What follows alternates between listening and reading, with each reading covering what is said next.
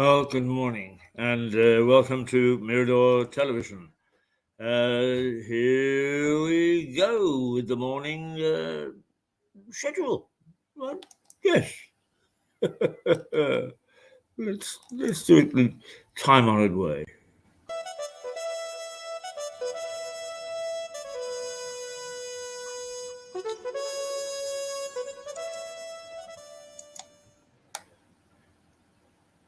Oh my goodness me.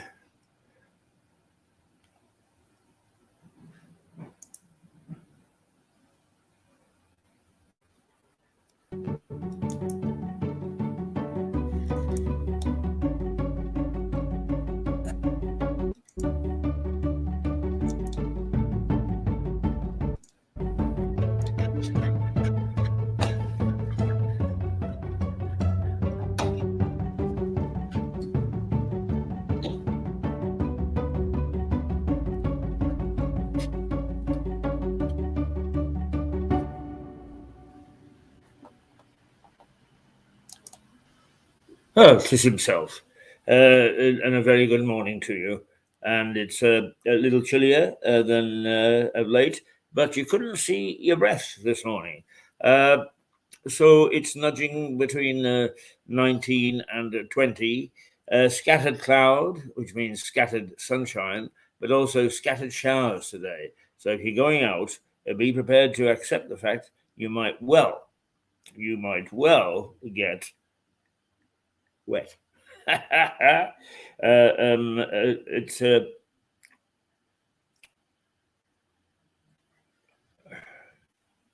It often happens when it rains, and my apologies for taking just a moment because I just want to make sure that I've got the papers headlines up for us to take a look at this morning. It's lots of economic news today, as opposed to the sort of news that we've had in the last few days. Now we've got to get this steady. Yes, that's right. Otherwise, the whole shop comes tumbling down. There we go. Is the headlines, which we'll get to in just half a second, because I think it's nice for me to take a look at you. And I shaved this morning, so I expect you gentlemen to have shaved, and you ladies to put on another proper scent or a decent frock. One or the other. Just shows how old I am, doesn't it? For those things to me of importance first thing in the morning. We broadcast from the White Hart Hotel in Lewis.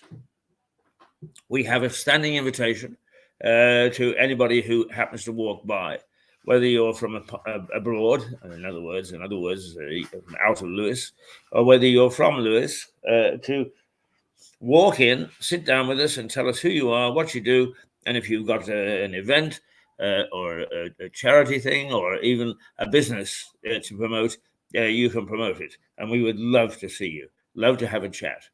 That's what this program, this station, is all about. But for the moment, we will actually take a look at some of the headlines, shall we? Yes. Why not? I think it's quite important that we do. I mean, that's what we set out to do. So I think we should do it. Right. Okay. The Guardian, with some glee, economy in recession, says the bank, as Kwarteng unveils his mini budget. The article is all about the difficult economic outlook the UK faces. The Bank of England has warned Chancellor Kwasi Kwarteng the country is already in recession after the economy shrank for the second quarter in a row. The paper also notes the Bank of England hiked interest rates by 0.5% on Thursday, continuing its efforts to reduce inflation. Well, it's been given a bollocking and a kicking by the new Prime Minister, so I would be on my mettle to try and resolve this whole issue myself if I was the Bank of England governor. and Bayliss, I think them is top 70. Top 70. The top headline is millions face a mortgage hike as the UK heads into recession. So the eye gets straight away into the downside of what the government plans to do. The increase in interest rates to 2.25% means millions are facing a significant rise in their mortgage payments. The eye reports, says Prime Minister Liz Truss and Mr. Kwarteng are under pressure to prevent a deep recession with their mini budget today. Well, it is Friday, and we can expect a mini budget from the new Chancellor, from the new government. It has promised shocks, and those people who apparently say that they've had a little look ahead of time say, yes, it will be a shocking one, a surprising one. The Bank of England, this is from the Financial Times, the Bank of England increases rates by 0.5 percentage points and hints at a big November rise. But Kwarteng is to unveil the Circle of Growth package for the economy in a mini budget. The Bank of England interest rate hike has warned of a further big increase in November. The Chancellor has warned in November.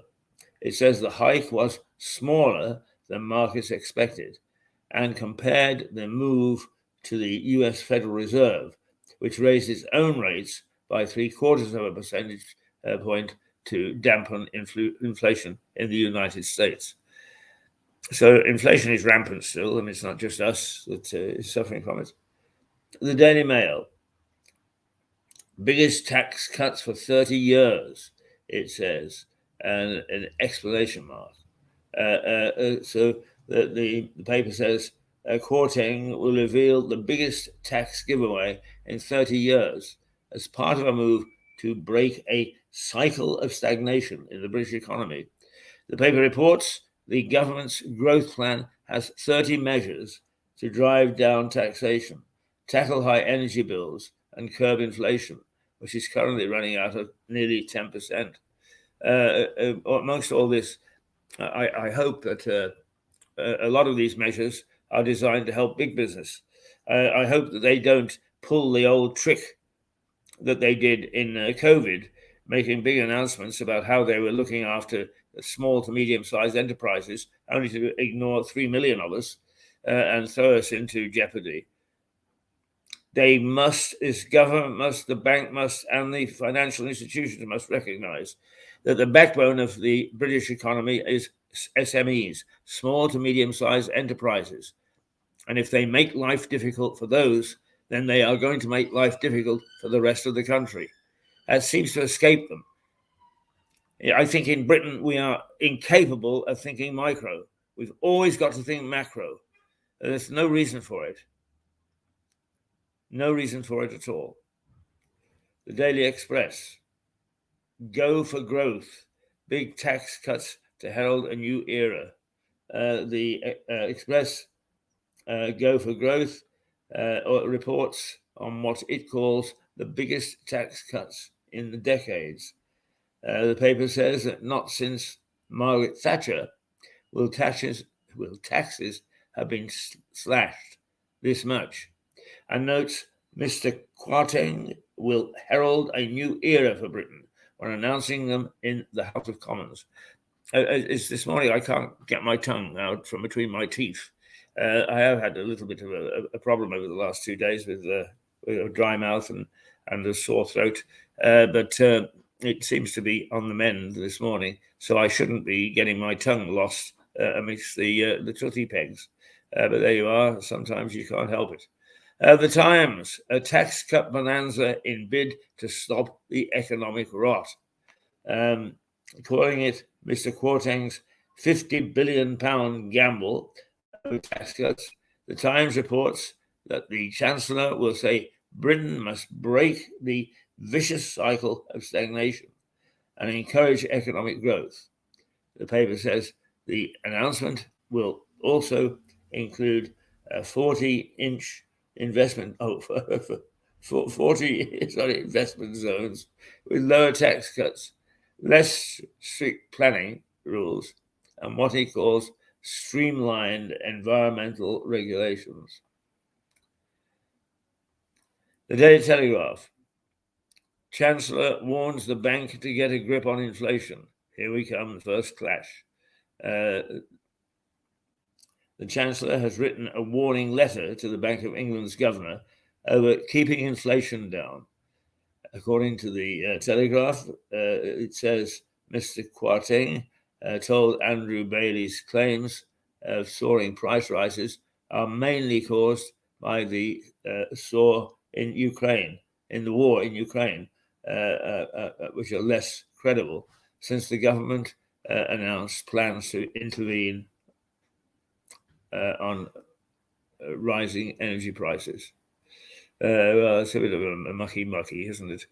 The Metro, back from death row, and it leads on the 5 POWs in Ukraine of British origin who have been released unexpectedly by the Russians.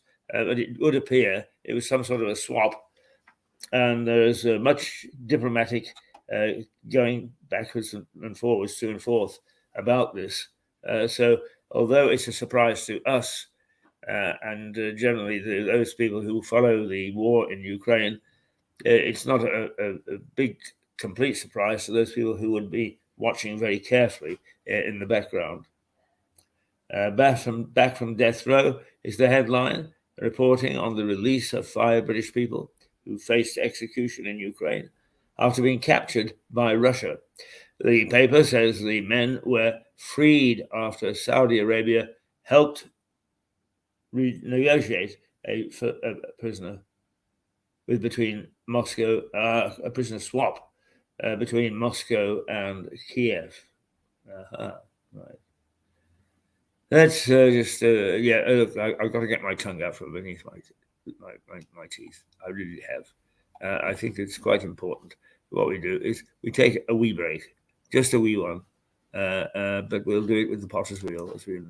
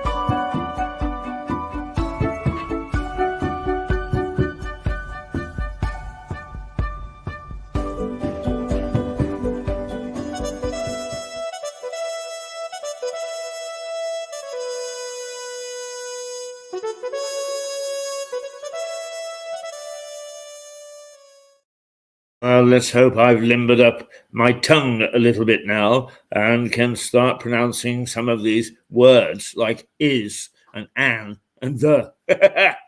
Oh, dear. When you get to that stage, you're in trouble, sunshine. You're in trouble. The Sun newspaper says in its headline, Red Rom gets Britain POWs out. And they say it was Abramovich. Let me try and pronounce that the Russian way. Abramovich, who actually negotiated the release of these 5 people and was there to greet them when the jet bringing them back to Kiev, I think, was there on the tarmac. And who was there but the big Rom? Ready to meet them. Roman Abramovich, Russian entrepreneur, former owner of Chelsea Football Club, and a very wealthy man and a big player on the international business scene. The Daily Star. Russian lads flee Mad Vlad call-up. Don't tell them your name, Pike, it says, with a quote out of Dad's Army. It references an iconic Dad's Army scene by headlining, "Don't tell them your name, Pike." The paper says panicked Russians joined long queues to flee the country and avoid being sent to Ukraine, referencing a different and rather more British queuing story. The Star reports on the furore around Holly Willoughby and Philip Schofield at the Queen's Lying in State instance where they jumped the queue. The Daily Mirror, horror at school gates. Once more, a child is lost to knife epidemic. This one reports on the killing of a 15-year-old boy in Huddersfield who was stabbed to death outside his school. The paper says that the boy was attacked as horrified fellow pupils looked on and died desperate efforts by a teacher to revive him. Now, it's right and proper that at least one of the papers should remind us of the epidemic of killings and barbarity among some people that is sweeping this country. And you have to say that the police do seem to have lost a certain amount of control. Now, what I'm doing is I'm looking for the papers because, once again, apart from England being thrashed at the T20, which does not turn me on at all, I may say, thrashed by Pakistan, but the inside, no, the back pages rather, are full once again of football as usual.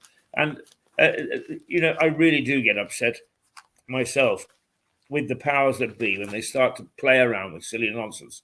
The Brits and one or two other countries want to wear a patch on the side of their football shirts to protest against Qatar's insistence upon not allowing gay marriages or paying any attention to easing the situation for transgenders. Now, that's all very well, chaps, but you're there to play football, not to carry this sort of flag. It is a political flag. And much as the gay community would thank you for it, it is not something that we think, in this television station, we think should be used in an international scene like this. Okay, it's a good opportunity to outline the thing. But to be quite honest with you, we are fed up of the headlining, the taking the knee and all that sort of stuff in support of one venture or another. Because, frankly, it's a one-day wonder. They used to say 6-day wonder. We'll shorten the time. It's a one-day wonder. And people go on to the next issue, which in almost all cases will be the cost of living crisis. That's really what we want to hear about and what the public want to hear about. But we're not going to get it for a while. It says, the Mirror says the killing of a 15-year-old boy in Huddersfield who was stabbed to death outside his school is shown. The paper says that he was attacked as horrified fellow pupils looked on and died despite desperate efforts by a teacher to reach them. Oh dear, oh dear, oh dear. It frightens me a little bit that this is going on. However, they do seem to be slowly getting a grip on the streets again. Only slowly. I was, I had his cheek next to me. At one time, there was a little reptile, a little tortoise, who is proliferating here, in the hope that the tortoise will go and speak to the head of the Russian state and say, "Oh, do listen to them, Mr. President. Do listen." To which the reply really is, I think that, well, she said it. is bollocks. We can't do this, and stop selling porkies. Either that, or they've got to come up with a new plan. So there we are. That's the early part of the news day. As usual, not a great deal of things to give us more than a slightly less tale of gloom and gloom, doom and gloom that we. My mind is actually putting everything back to front this morning. Doom and gloom, which are being experienced by other papers as well. But it is refreshing, perhaps, to have something like the Star. And the Star, it's serious enough. But what it's trying to do is to point out that the Russian president is on the run. And that when you actually get to calling up reservists, then there is something dramatically wrong with your paper, with your army, with your society, if you like. So don't tell them your name, Pike, is what the Star headlines with. And of course, that's a reference to the fact that we're all very much into cyber and the spying situations nowadays. And that leaves the high streets fairly clear of the morning when we get going. Right, my dears, it is 8:53. The first half hour has almost gone. And I haven't really had a chance to say to you that we are broadcasting from the White Hart Hotel in Lewes, in East Sussex, in the UK. And we are looking at outside a still balmy 20 degrees, but it is getting chillier.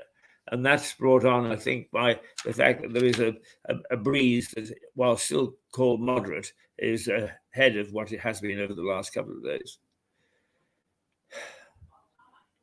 Also, depends which way you want to look around as well. Who's having the scattering of clouds?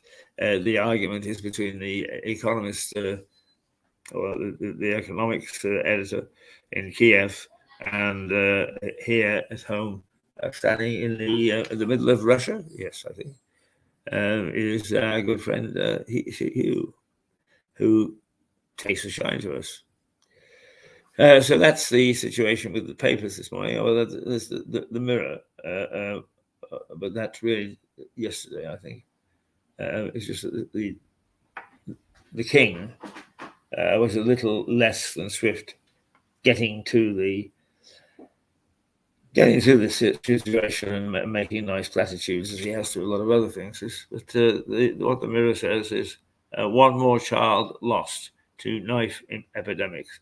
Now, this actually impressed me enough, the guts of the thing, because I came in and almost got trampled in the rush of people getting up and going and getting at them. There's nothing like a hungry stomach rumbling, as indeed mine does, to a big note of whatever you want to call it, mob of people. It may sound great, but in 6 months' time, we've all then got to face inflation, cost of living rises, but mostly through bureaucracy calling us to go onto the petition lines. They are open if you wish to call. I think you have to do it through Facebook. I'm never sure. So therefore, better that I actually don't. I don't so take sides. Oh dear, I think that we've got a sticky bun syndrome. It doesn't matter because I think what we're going to do is go to the stalls. Oh no, let's play this one because I love tweaking their notes.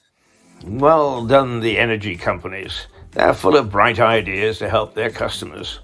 Now they've made power so expensive that for an average house, such as this, you can't afford to heat it. So you don't need appliances such as this. But that means you also don't need a fridge, because you can keep your groceries cool and fresh without it. The house is cold enough. Well done, chaps. We just like to tweak the tails of the energy companies. It is now 8:57. The date is Friday, the 23rd day of September in the year 2022. What are we expecting today? A budget statement from the Chancellor in the House of Commons. What will it contain? Lots of guesses, but nobody really knows until he unlocks his cabinet box and pulls out the statement and reads it. I shouldn't say nobody knows. It's nobody knows but me. No, I don't know. But when our Chancellor, our finance lady gets in touch and gives us a really good in-depth look at things, then we'll be agog with excitement, the same as anybody else, because we have no pre-knowledge whatsoever, none. Right? Okay. I think that we are trying to start a new fashion, a new format. So what we'll do is we will look to see what we've got that we would like to play, and it's a question of finding it to begin with, but I'm sure that we can do that. No, we can't. Oh, yes, we can. There we go. Let's have a look at. Well, I rather like this one. It's a jolly little thing, but those people who don't know us can find out about life in Lewis.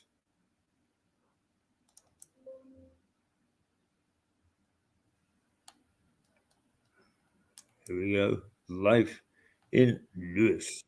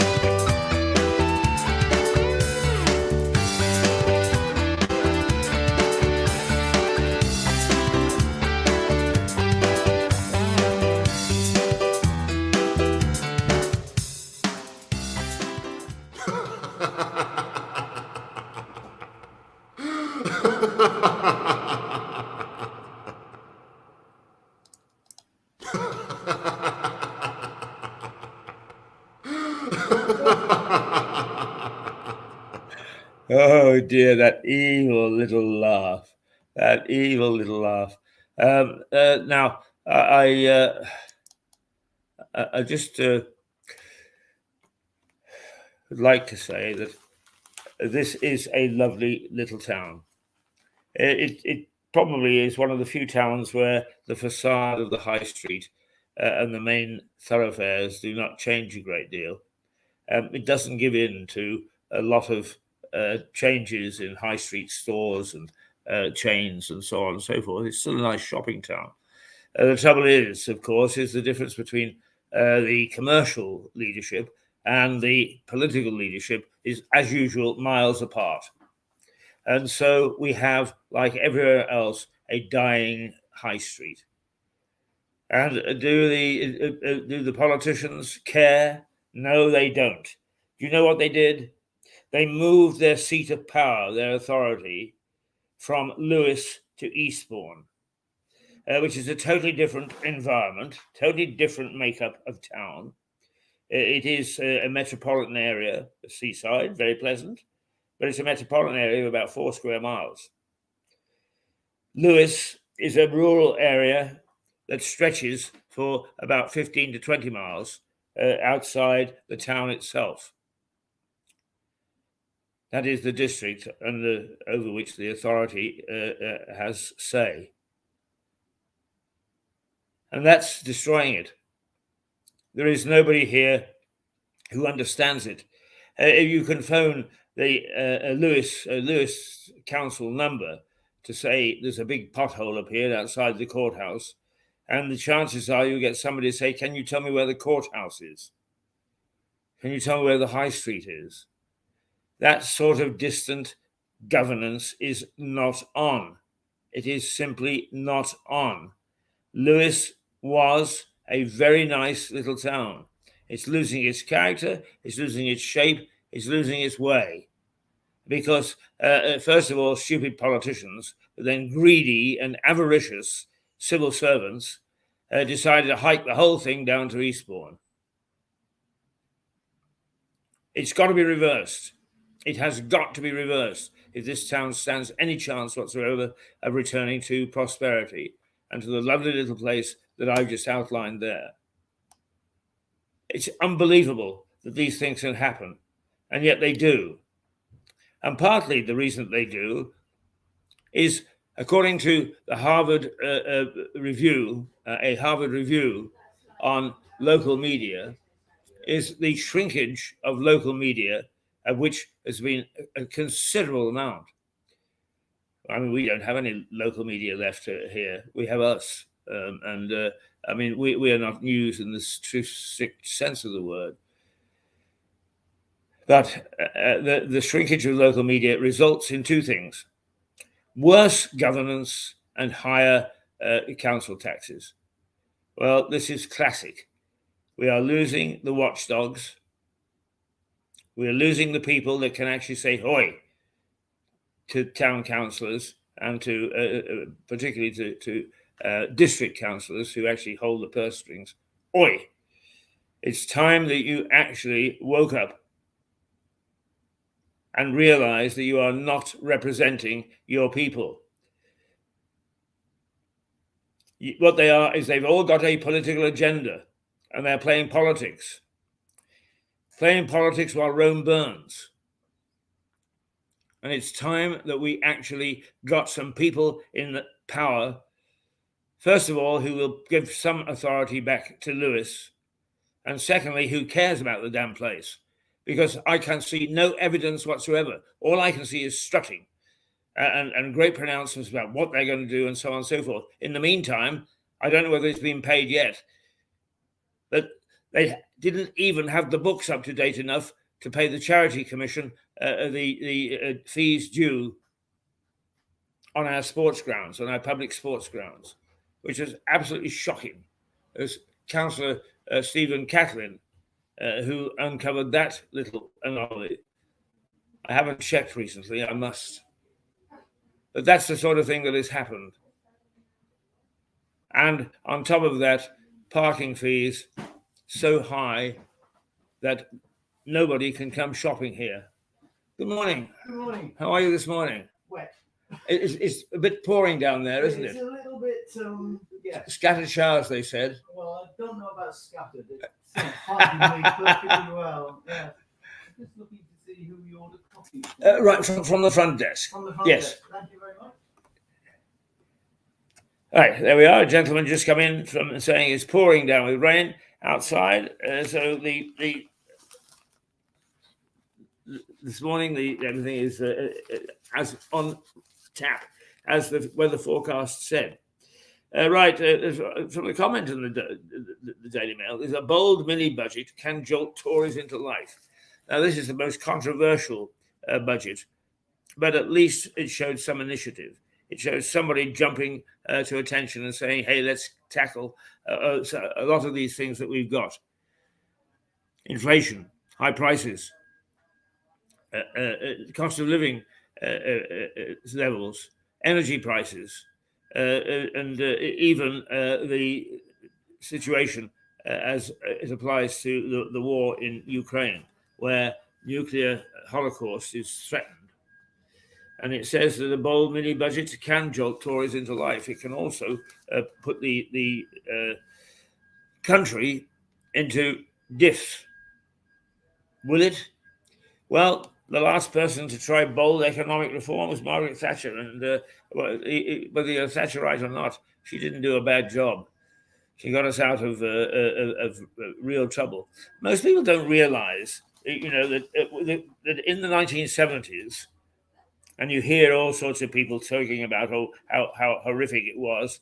The Tories sold off the railways and the airlines and so on and so forth, and that they closed the mines and so on. The fact of the matter is that this country was such desperate stakes that when the Chancellor, who I think at the time was Dennis Healey, under a Labour government, went to the International Monetary Fund, or was going to the International Monetary Fund to ask for some help, got to Heathrow, only for his office to phone and say, don't bother to go, they won't see you. Your plan to get out of hock, out of this downward spiral of your country's economy and finances, is not acceptable to us. We won't lend you any money. And that was the situation when Margaret Thatcher took over. Not necessarily pushing Thatcher policies. All I'm saying is that bold action put us into, in the 1980s, becoming one of the most prosperous countries in the globe. Lots of growth, lots of opportunities. People started to buy their own houses and all the rest of it. Is this going to be the same? Who knows? The only thing is that you have to give them credit. They've actually decided to do something, which is what we've been calling for. Now let's get fracking. Our energy correspondent, Stuart Daley,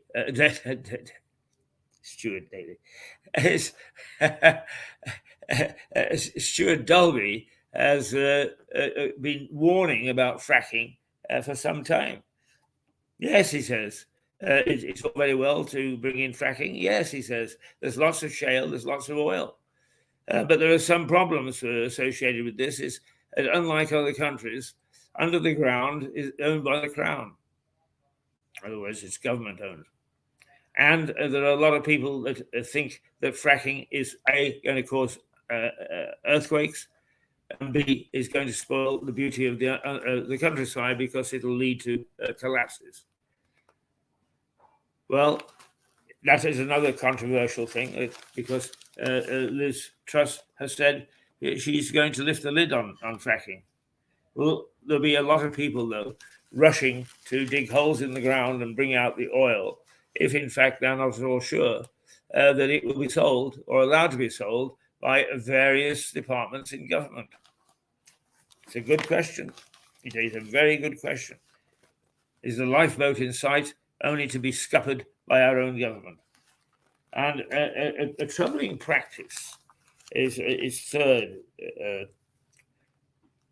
comment that Theresa Coffey plans to cut waiting times for appointments. And who are the first to object? The medical unions. Well, if the doctors and nurses are going to get these militants in charge, they deserve to have our contempt. I have always been a great supporter of the doctors and nurses that we have in our NHS. The NHS is something different. That I don't support. That is a monumental red tape bureaucracy. But our nurses and doctors have always been held in great esteem by me. Am I to now review what I think of them because they will not improve what is a disastrous situation? A disastrous situation. You can't get to see anybody. You really can't get to see anybody at all in any sort of time. And not only that, but the whole thing is a muck. I have an eye appointment, but I'm not sure whether it's next week or the week after, because the computer keeps churning out different dates. Dearie me. Dearie me.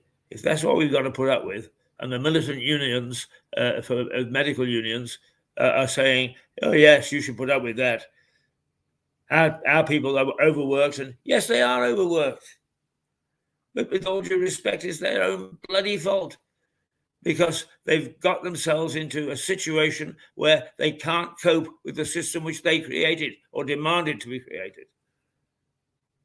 There I lose my sympathy. And, medicine is a special type of thing. I've sat and I've talked to former heads of surgeries here, and they say all this nonsense about doing things all by computer is just that nonsense. Is that medicine depends upon you looking at the patient, knowing something about the patient, being able to touch and feel and share sentiments. And then you've got a good idea of what's wrong and how to treat it. You cannot do that from just taking stuff down off a computer and having a chat on a phone. You cannot do it. You cannot do it, they say. But, oh, no, people knew better. Bigger is better. In this town, we've now got God only knows how many surgeries all under one roof. And if I can find any improvement other than that the queues get longer, then I'll be damned if somebody had better come and explain it to me. They really had better come and explain it to me. I can't see it. I can't see it for one little bit. Now, just on the lighter side, is the Mail has a columnist whom I admire. He's called Tom Utley. The Utleys have been famous Fleet Street names for generations. And Tom is a very, very down-to-earth and has a very wry viewpoint on life. He makes really good points while making you laugh at the way that he expresses them and the little stories that he tells to illustrate them. And he says, I can't join the chorus heaping abuse on Phil and Holly because, after all, I jumped the queue to see Churchill lying in state. Oh dear, confession time. He says, today I can only throw myself on reader's mercy, as I confess that aged 11, I jumped the queue to Sir Winston Churchill lying in state in Westminster Hall. What's more, I would eagerly have done the same thing again last week, had I been lucky enough to be handed a press pass to witness the same state occasion for our beloved late Queen. Good for him to admit it, because there's so many people would like to. That doesn't change my point of view. I think it's outrageous that we've got people who call themselves servants and then abuse the privilege. Abuse the privilege. And it's, it's not wrong.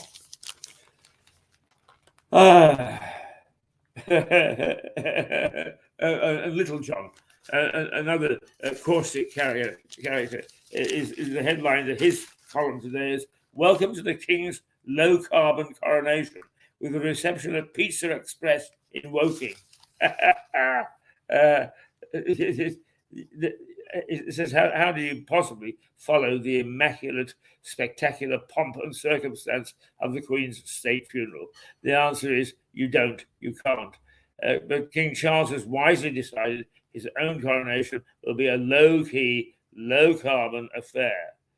In contrast to his beloved mother's glorious, historic send-off, which drew heavily on military and religious tradition. It will reflect the rich diversity and very real concerns of modern Britain. Oh, God, I hate these things, diversity. What does it mean? What does it mean? We're all different. We've all got different thoughts. What it means is that nowadays there is a train of thought that is different to the way it was 20 years ago or 50 years ago. There are those people who cling to some worthwhile values, not least of which is, I have said publicly, and I'll say it again and again and again, is we have no sense of duty left in this country. And if in fact Charles paid a fortune to have pomp and splendor at his coronation to bring back a sense of duty, I would actually go and offer to foot the bill myself. Okay, couldn't, but you get my point. Let's get a sense of duty back. Let's stop this diversity bit. We are all diverse. But, I am expected to bow down and say, oh, yes, please, do as you wish. Yes, oh, please, we'll make a big fuss of you, to various groups who constitute each 2 or 3% of the population. What I want to see is an improvement in relations between the rest of us. The average, hardworking, middle-class guy. A working-class guy. I don't care. I don't want to have these minorities, these ratios, in charge and pulling the strings, because it has done nothing but cause us grief. We now have bad governance. We have bad corporate leadership. We have bad charity leadership. We have a weak everything. And why? Because of bloody diversity. We must have some of these, we must have some of those, and so on. That's nonsense. Why don't we forget diversity as such and select people who can do the job? And I bet you actually diversity would then flourish far more than it does with this imposing this artificial way of going about things. Diversity. I'm fed up of hearing the word. It doesn't mean anything anyway. And diversity in some instances has led to ghettos and all sorts of other evil things in our society. So don't come on to me about diversity. If he wants a low-budget affair, let it be a low-budget affair. If he wants a low-carbon affair, well, okay. I can't get excited about it, but let him have it. But when it comes to we've got to have this group and we've got to have that group and we've got no, sir, no, ma'am. What we've got to do is to get stuck in and get ourselves back to a land of prosperity, a land of leadership, a land that is known throughout the world for its courage and its conviction and its way forward, its innovation. We lose a lot of those things in this silly nonsense. Now it's the footballers with a patch on their arm. For God's sake, just play bloody football. They get so wound up that they forget why they're there, to score goals. Zoom, plop. I'll upset all sorts of people by that. Oh, you can't say that. Just think about it. If you've got good governance, if you've got good people at the top, if you've got good people running industry, what will come is a whole bunch of diversity, because there is no particular ism attached to any of the workforce. They are there because they're good. And I would like to bet that out of the homosexual community, for instance, that a large number of people are very talented. They don't need to be given special privileges because they're gay or black or whatever. We have got a storm in a teacup going, and it's about time that we got ourselves out of it. Dear. Right, okay, what we're going to do now is we're going to... hang on. I've got to be a bit careful because, as Max says, Keith, you're always actually pushing the wrong button, and then you get us into all sorts of problems. What I'm going to do is I'm going to, if I can, play next. We played yesterday a half of the documentary that we made about Lewis, and we ended on the very first half. The first half of episode 2. So give me a moment, and we will try and find where we left off. Well, there we are. But we're going to actually just. I'm trying to stop that. Faint. Oh.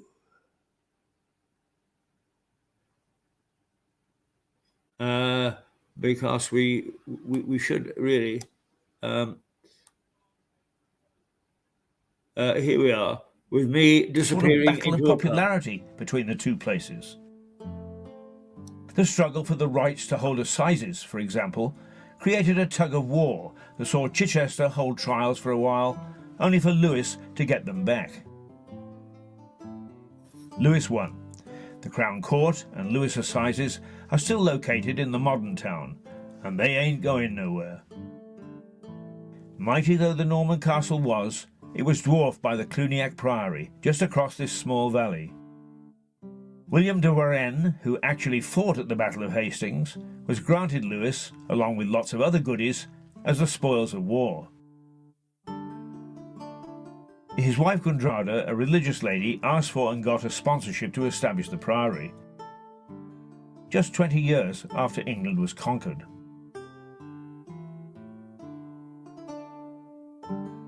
Henry VIII's chief vandal, Thomas Cromwell, pulled it down in 1547.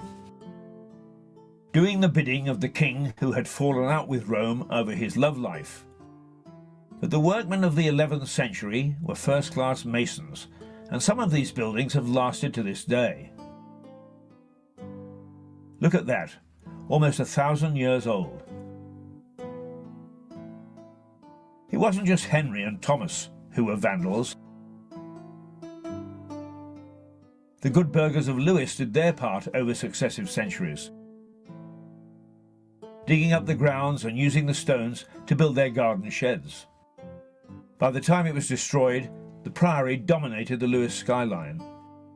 Its great church was immense, and the whole complex had its own hospital, dormitories, dining hall, and a wharf. Boats sailed up to the priory to carry and fetch goods. How times change. This river, the Winterbourne, carried ships and barges up to the docks in the priory. Nowadays, it would barely carry a paper boat. The priory was vitally important to the local economy, bringing in goods and attracting important visitors. The ship would have actually come very near to the edge of where the tennis courts are. That's where, because you've got the Cockshoot river or stream which fed into the Ouse, and then yes, there would have been a wharf here from which they unloaded all the stones that they used to build the priory. Because what we see now is a lot of the infill. It's like the cavity walling of the priory. The outside, the dress stone, which is now used in places like Southover Grange, came from Carr on the Isle of Wight or from Caen, so it all had to be imported. It was a significant part of the town. It started small with only 4 monks, but over the course of about 400 or 500 years, the numbers swelled. The maximum number we had was probably about 100 monks. But the church, the big church that was built in the 14th century, was bigger than Chichester Cathedral. It was massive. It would have dominated the skyline in Lewis, so it was incredibly important. And it looked both ways. It looked inland because Lewis was the mother priory for other Cluniac monasteries in the UK, and it also looked towards Europe with its mother house in Cluny. We do a lot of education work with a whole range from tiny children up to adults to get them interested in different aspects of the Priory. And the trustees of Lewes Priory Trust are very keen that it's always open and free access. And it's a beautiful place that everybody can come to. They can learn about the history, they can sit in our herb garden and contemplate.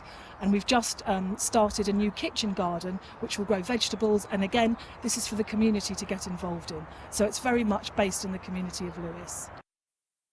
But there's nothing like a bit of competition to stir the blood of a true Lewesian. And sometime in the 15th century, a big fight is recorded between the bailiffs of the town and the prior's men in a local tavern. One of the 63 pubs that once existed in the town, no doubt. The town was walled in 1275, and a fat lot of good it did. When de Montfort's troops attacked, they swept into the town with no trouble. That then caused the town's nobility to strengthen them. They remained intact from then for some centuries, when they came down to the hammers of developers as the town grew.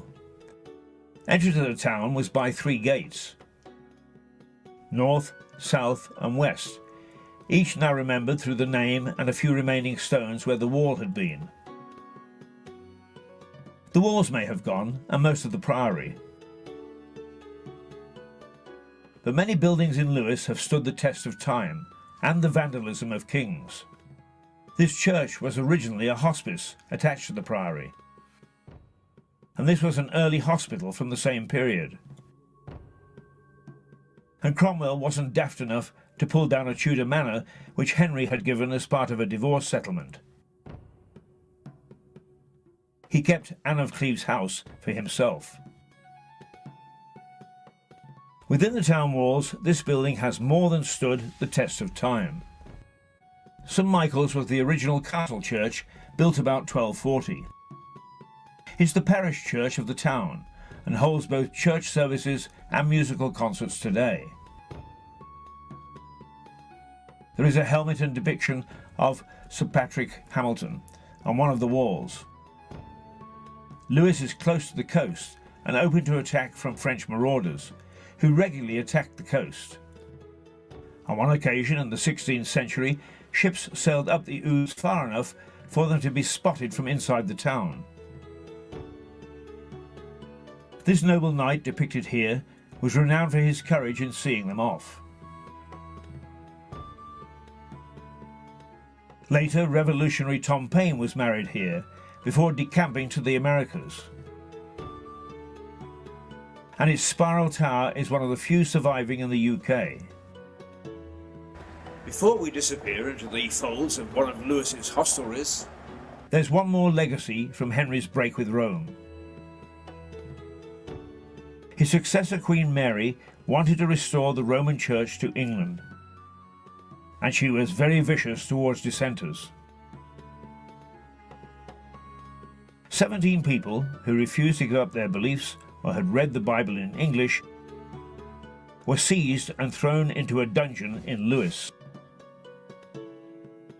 In November 1545, they were marched up these stairs out to a stake and put in tar barrels.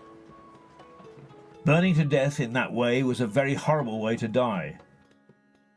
One more chapter in the bloody Lewes High Street saga. This act of savagery has not been lost in the mists of time, however.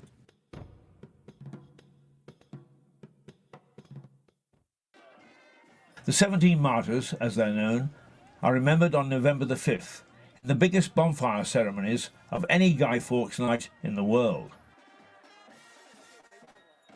7 bonfire societies stage a joint procession through the town, torches blazing, effigies of Guy Fawkes and of so-called enemies of bonfire, those who have behaved badly in the year, pulled on carriages stuffed with fireworks.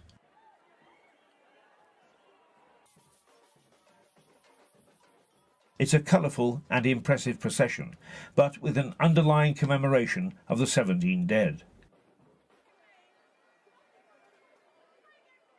The parade stops at the town's war memorial for the laying of wreaths to the fallen.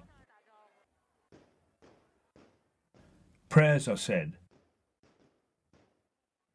Banners extolling the names of the martyrs are held high.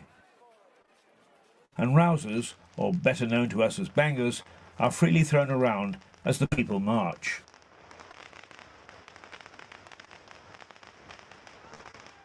It's a colourful parade.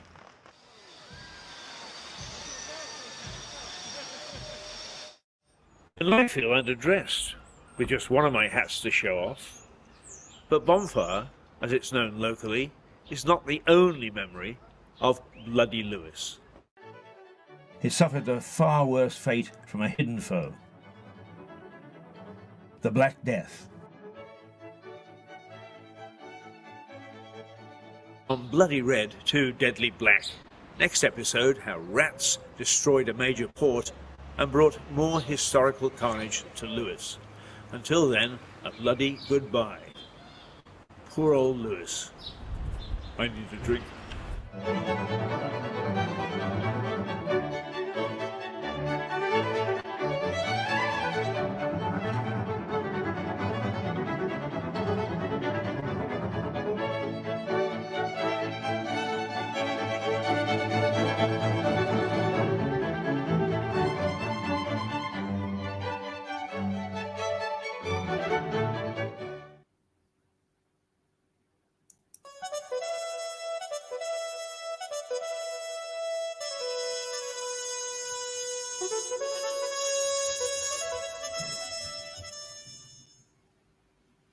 Well, that's the medieval helmet that stands in Priory Park, commemorating the Battle of Lewis in 1264. The battle, which is credited by historians to be the signal for the start of English democracy. Simon de Montfort headed up a bunch of dissident barons who said that the king was spending their money in a way that they didn't approve, despite Magna Carta, which took place about 50 years before. And the king continued to make merry, and was making merry in the priory, St Pancras Priory, for one of its feasts, when the barons swooped down like sheep from the fold, from the hills around Lewis, and set about him, and in fact defeated him. And that was Henry III. It didn't topple the monarchy, but what it did do is it gave the barons a say in the governance of the country. And the first parliament, such as it was formed in Westminster the very day after the battle. So that's what that's all about, and the part of the history of this town. And I hope that you'll take another look. You can get a copy of that documentary from us. I think we charge a $5 for it or something. But if you're interested in the history of Lewis, that gives a fair old summation of what it's all about. All right, now just a very quick review, because Rishi Sunak, not Rishi Sunak. Oh dear, we get these names, don't we? Mr. Kwarteng is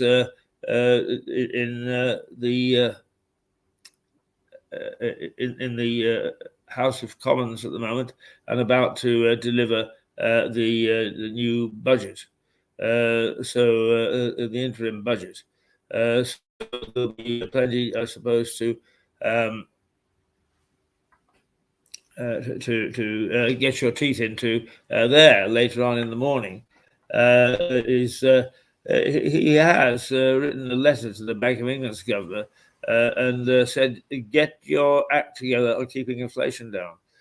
Mr. Kwarteng told Andrew Bailey, the governor, that soaring price rises are mainly caused by the war in Ukraine, and are less credible since the government announced plans to intervene on rising energy prices. So there we are, a row already between the new government and the institutions, the Bank of England. Deary, deary, deary me. Deary, deary, deary me.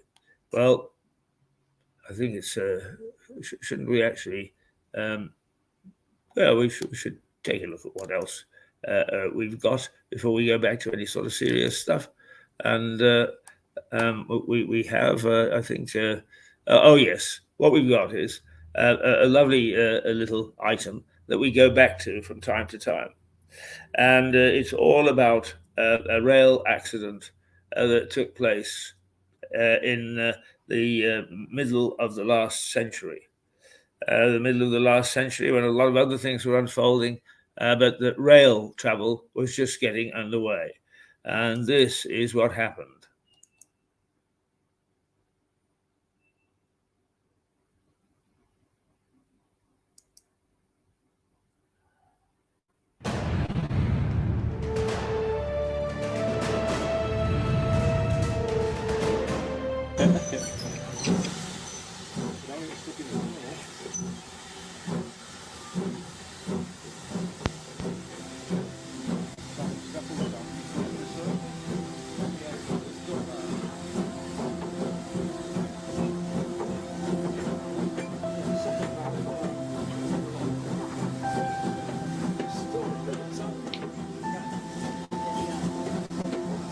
Many people find commuting by train tiresome.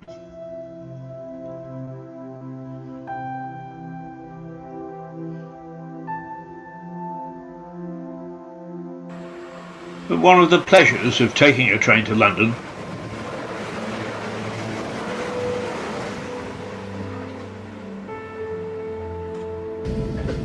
is that it passes through some of the most beautiful countryside in the UK. None more so than the view of the countryside as the line approaches Clayton Tunnel, just north of Brighton.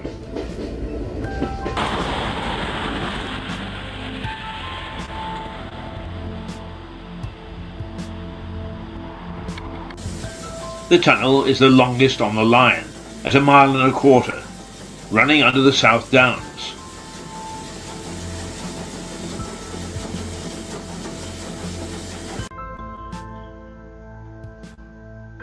It's unusual because the entrance is not the usual railway brick. It is instead designed to look like the gateway to a castle. On top is a cottage built for the railway's lightkeeper in 1849. The tunnel itself was opened in 1841 and the cottage added later. Idyllic.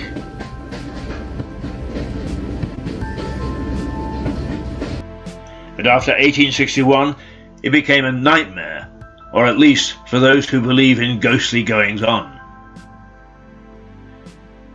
In August of that year, a night train left Brighton, travelling north to London. Partway through the tunnel, it stopped at what it thought was a danger signal from the lightman. The engine driver was correct. The railway official had indeed given a danger signal, but the train had rushed past him before pulling up. Thinking the train had cleared the tunnel, the unfortunate lightman gave the all clear to a following train.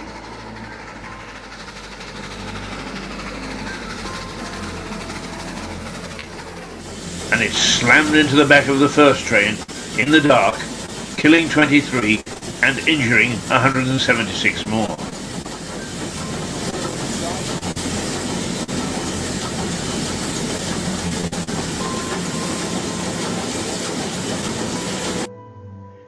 It was the worst ever accident on the line.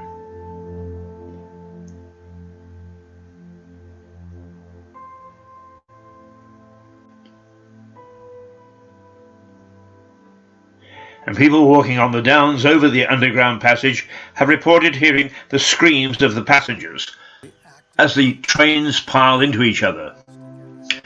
The line is now also a direct line from Lewes.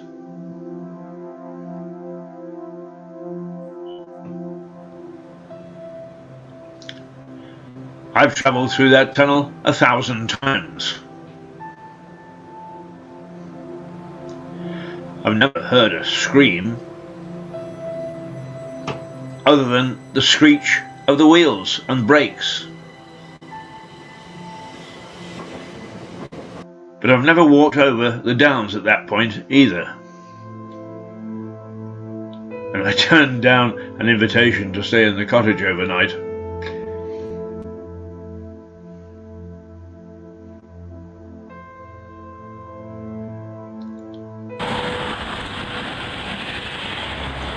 In fact, I get tense each time I go into the tunnel, knowing what had happened more than 165 years ago. But my fellow passengers carry on reading their newspapers, obviously oblivious to both the tragedy and the ghosts. I could sometimes scream at them.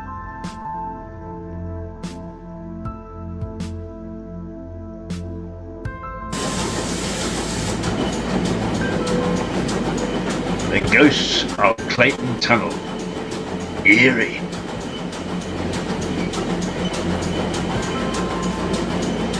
Bloody eerie.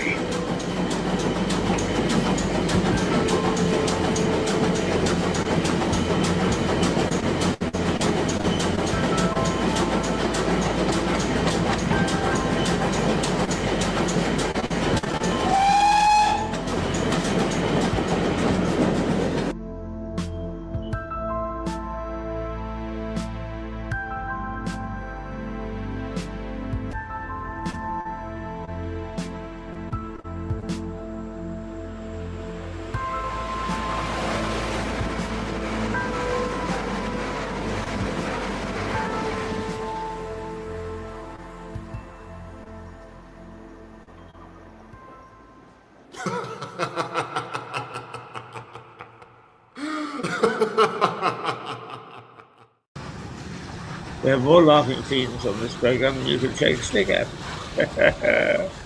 Oh dear. Well, perhaps you found that interesting. That's a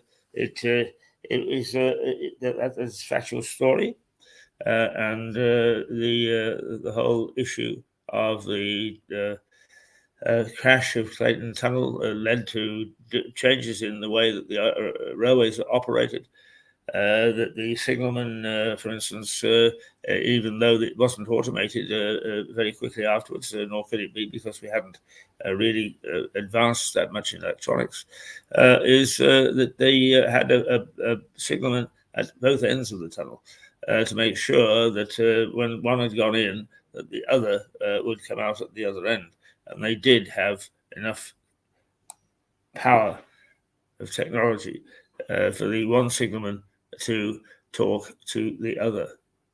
Now, while we've been enjoying ourselves like this, the Chancellor of the Exchequer, Kwasi Kwarteng, has risen in the House of Commons and is delivering the government's growth plan, with energy plan costing £10 billion a month. Oh, my goodness me, the mind boggles. But he started by outlining the government's plan to support homes and non-domestic properties with the cost of energy. Right. So across the board, he's announcing plans, or basically what he's saying at the moment is we're going to introduce plans. But it does say that it includes freezing domestic bills at £2,500. That has been widely forecast.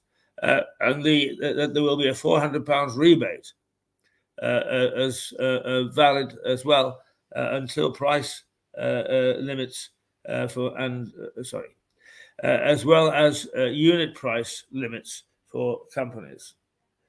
He says the government's energy plan will reduce peak inflation by 5%. Well, if it's going to pull down inflation, and that's a tough job.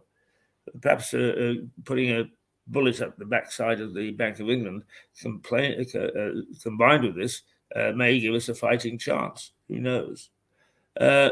He says that the country needs a new approach for a new era to get growth to 2.5%.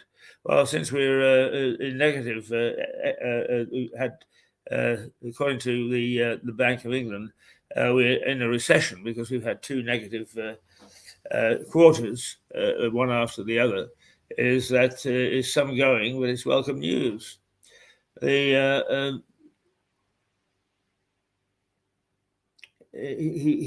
likened his announcement to the COVID announcements. Dramatic and revolutionary.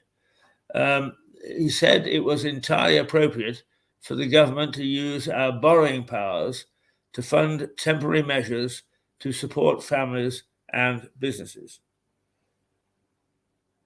He said, that's what we did during the COVID-19 pandemic. A sizable intervention was right then, and it is right now. The price of inaction would have been far greater than the cost of these schemes. Rationalizing expenditure, of course, which is going to be considerable. He said there are three important parts of the mini budget: reforming the supply side of the economy, a responsible approach to public finances, and tax cuts to encourage growth. A full forecast will be produced by the end of the year, with another in the new year, something many people called for before today's announcement. The costings of the mini budget are being released later. The Chancellor says the cost for 6 months of the energy plan will be about $60 billion. Now, up here it says $60 billion a month. If he's saying the overall plan is $60 billion, pounds rather, who are we to say him nay? So that's the start of the mini budget. He's still on his feet, and he's yes. The Council says the cost for 6 months of the energy plan will be $60 billion. So what's that? That's 20 billion a month, isn't it? No, it's not. It's 10 billion a month for 6 months. Yeah. And so that's what's coming up to on the Chancellor's mini budget speech, which is taking place right now. You can watch it on television if you wish. You can't watch it on this television, but you can if you want to. If you want to watch it live, as he's speaking, right?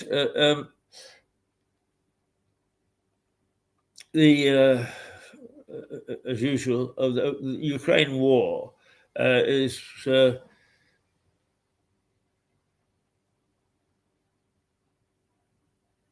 one of the things that about the Ukraine war is, of course, we've got to add the cost of support of the Ukraine war to what we're spending.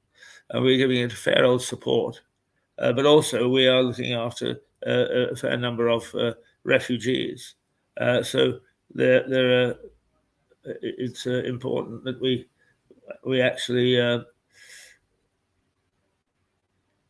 understand that all these things are wonderful, and that we can feel very proud of what we're doing, particularly with Ukraine.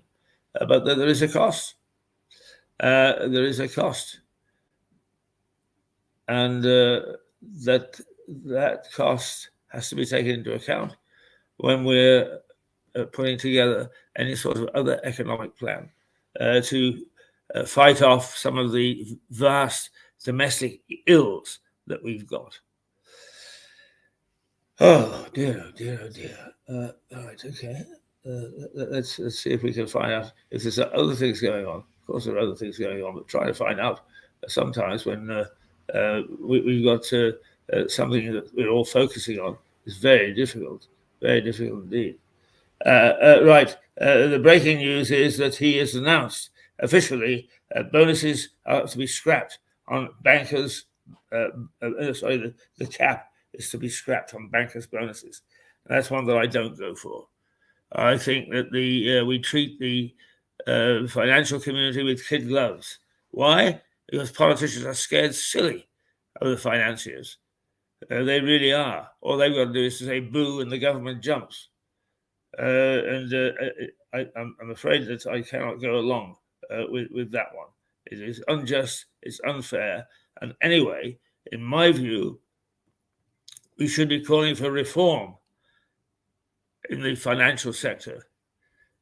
Billions and billions were made in profits last year by the retail banks.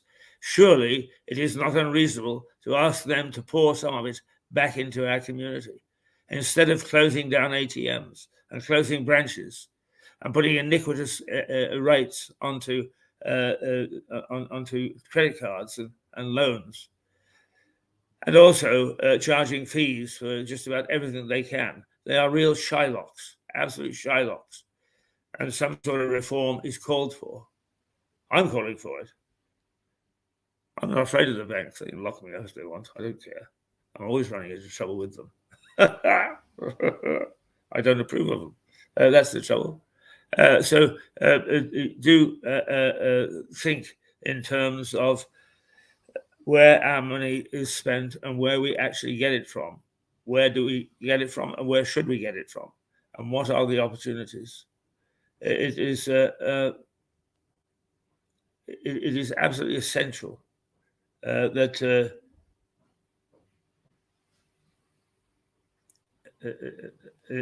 mind you,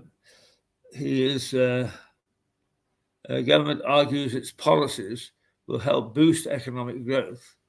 And yesterday, the Bank of England said the UK may well already be in recession, which is going to be uncomfortable for a lot of us.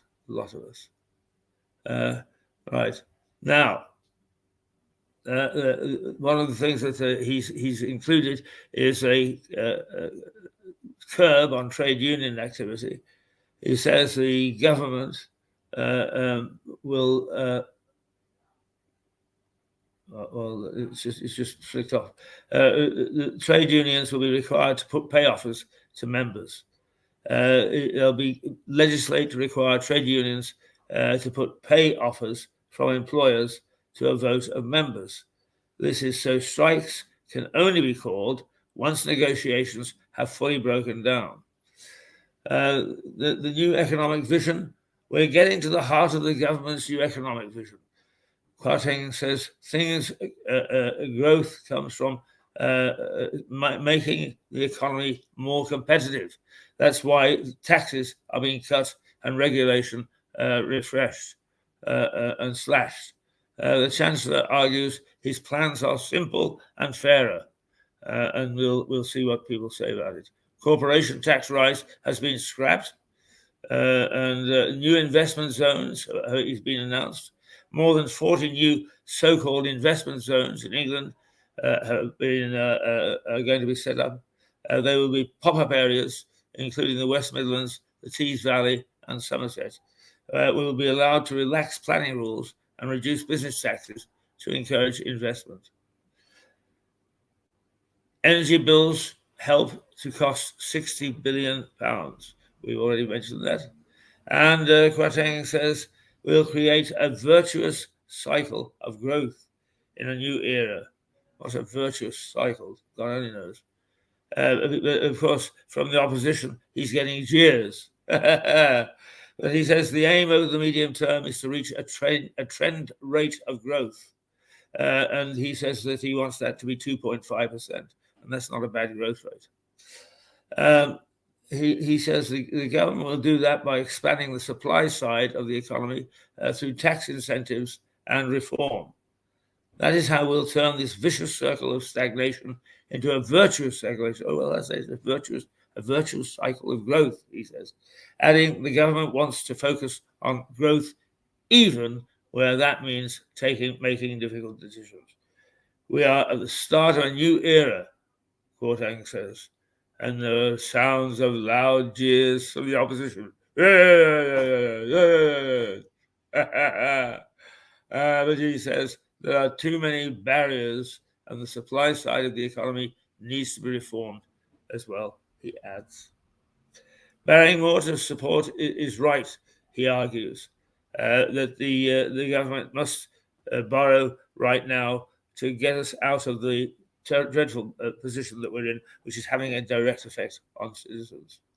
The price of energy, a reminder from the Chancellor that the British people have a real challenge when it's facing the price of energy.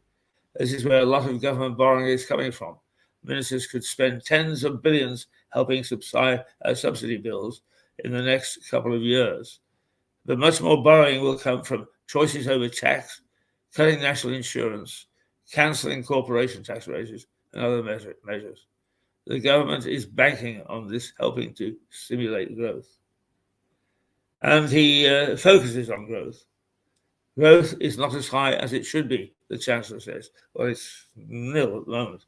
This has made it harder to pay for public services, requiring taxes to rise.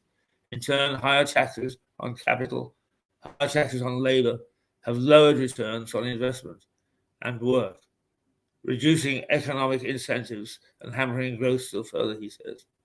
We are determined to break that cycle, he says. We need a new approach for a new era. Business support. The energy bill relief scheme will reduce wholesale energy costs for all UK businesses, charities, and the public sector. This will provide a price guarantee equivalent to that of households. Energy markets financing scheme delivered with the Bank of England says that will provide a 100% guarantee for commercial banks to offer emergency liquidity to energy traders.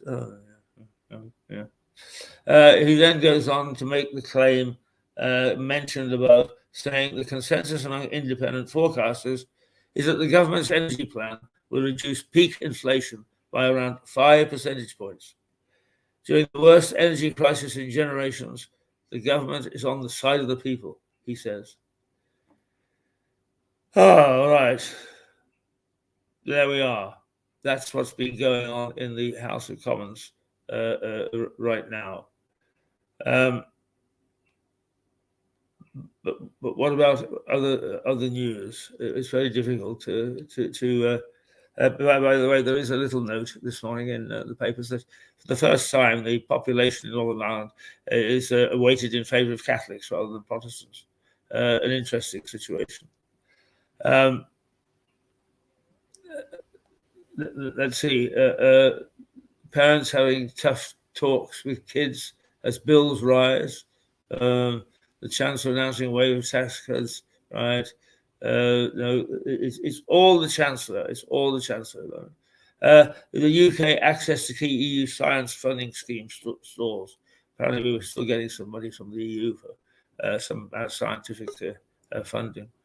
It is time now for us to have a beauty join the beast, and here she is. Good morning, Melissa. How are you this morning? I'm very well, thank you. How are you? Well, I'm okay. Well, at the moment, we're watching, not watching, but we're following the Chancellor of the Exchequer in the House of Commons, who has just announced a bunch of swingeing tax cuts.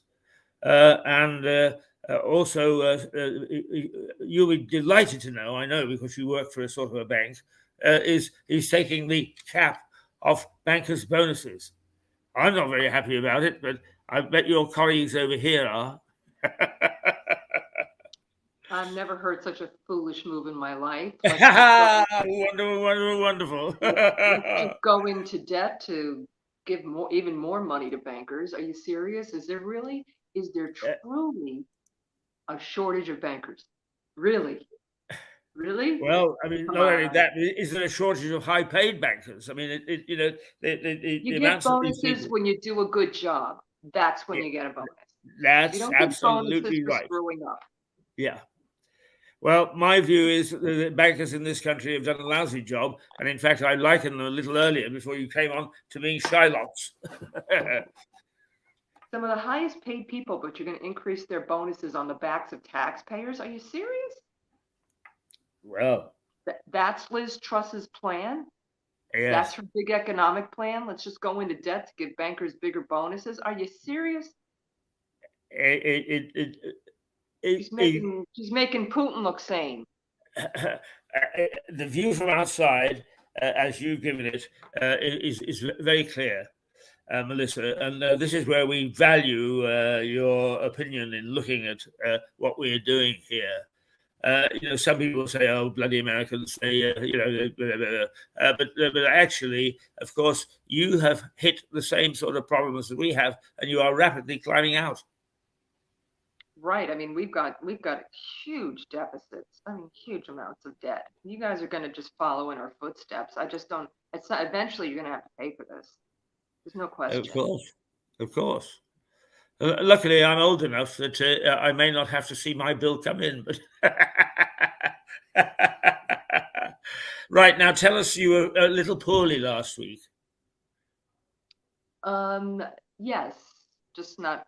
Just feeling under the weather.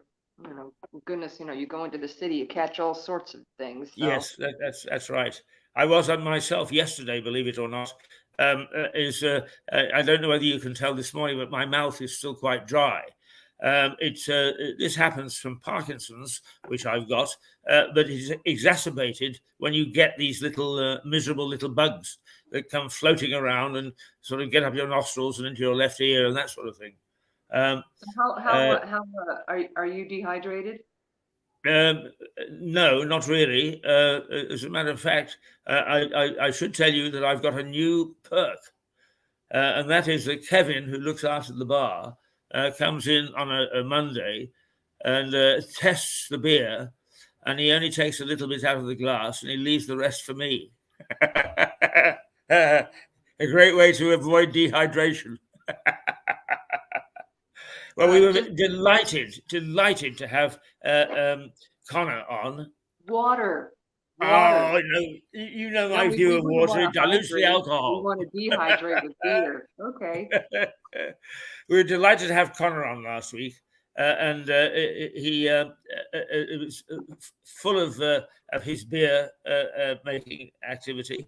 But he did actually give us a very nice snapshot of what it is that he will be expecting when he goes into it's the Navy, isn't it, that he's going to do, but flying. And that's fascinating, I think.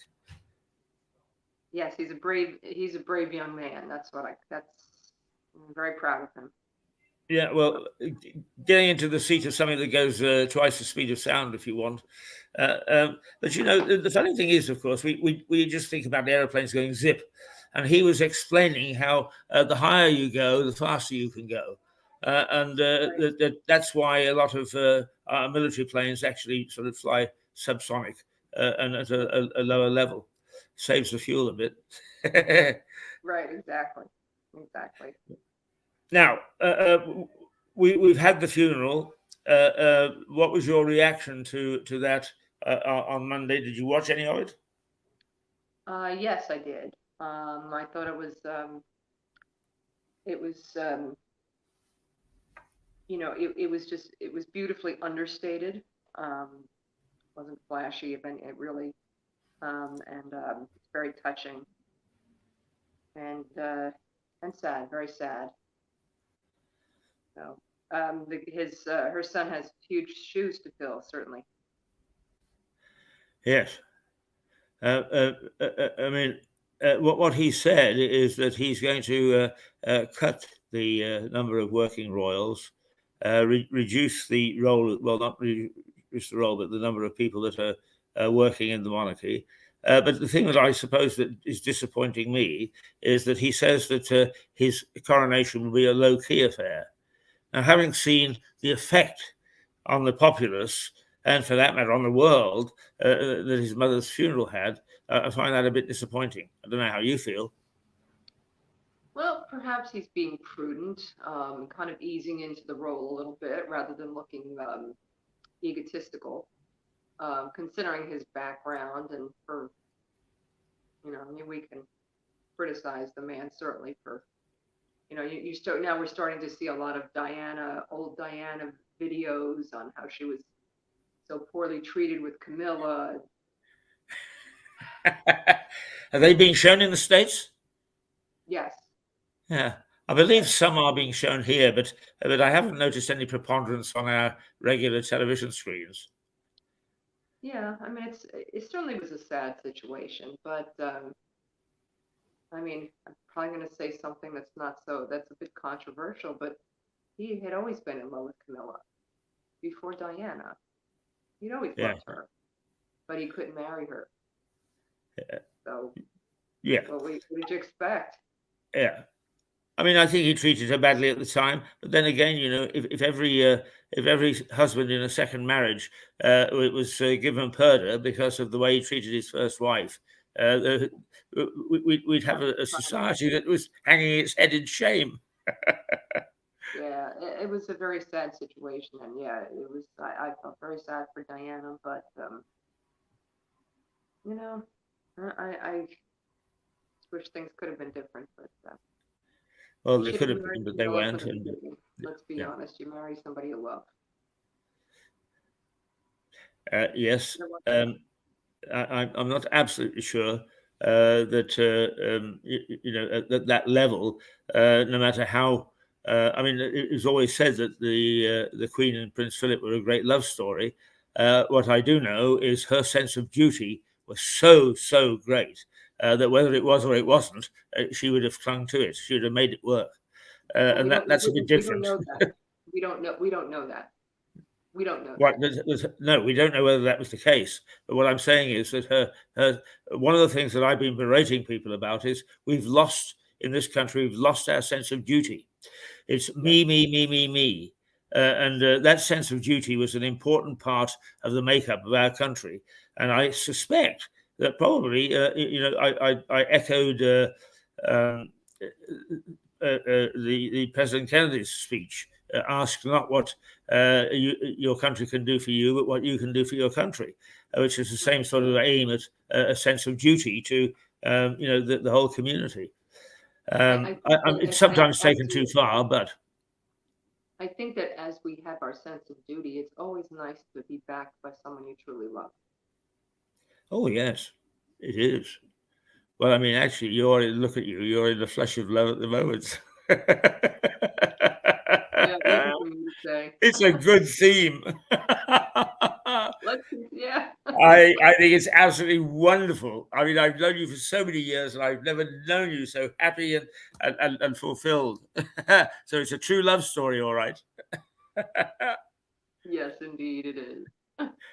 Neither of you is actually blaming me for introducing you, so I guess it's okay. Yeah, I mean, it was one of those items on my bucket list.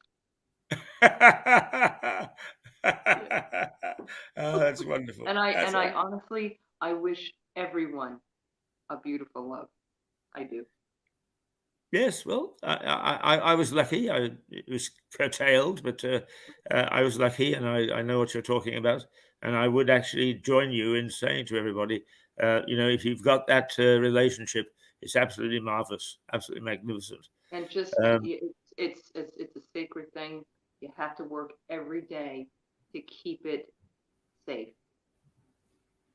Right. Yes. Now, what is it with you? 4 o'clock in the morning? 5. 5 o'clock in the morning. You're so game. You get up every Friday at this hour and come and talk to us. One can understand that sometimes you're feeling a little bit. I wish I could go back to bed. But will you tell us one of the things that I was explaining to somebody? They were asking about why we talk to you and why we talk to Suzanne. Is that it is very easy. Why not? Well, why not? Indeed, I mean, just for the pleasure of it. But one of the side effects, I think, is it's very easy to say, "Oh, life in the States and life in Britain and without ever understanding it.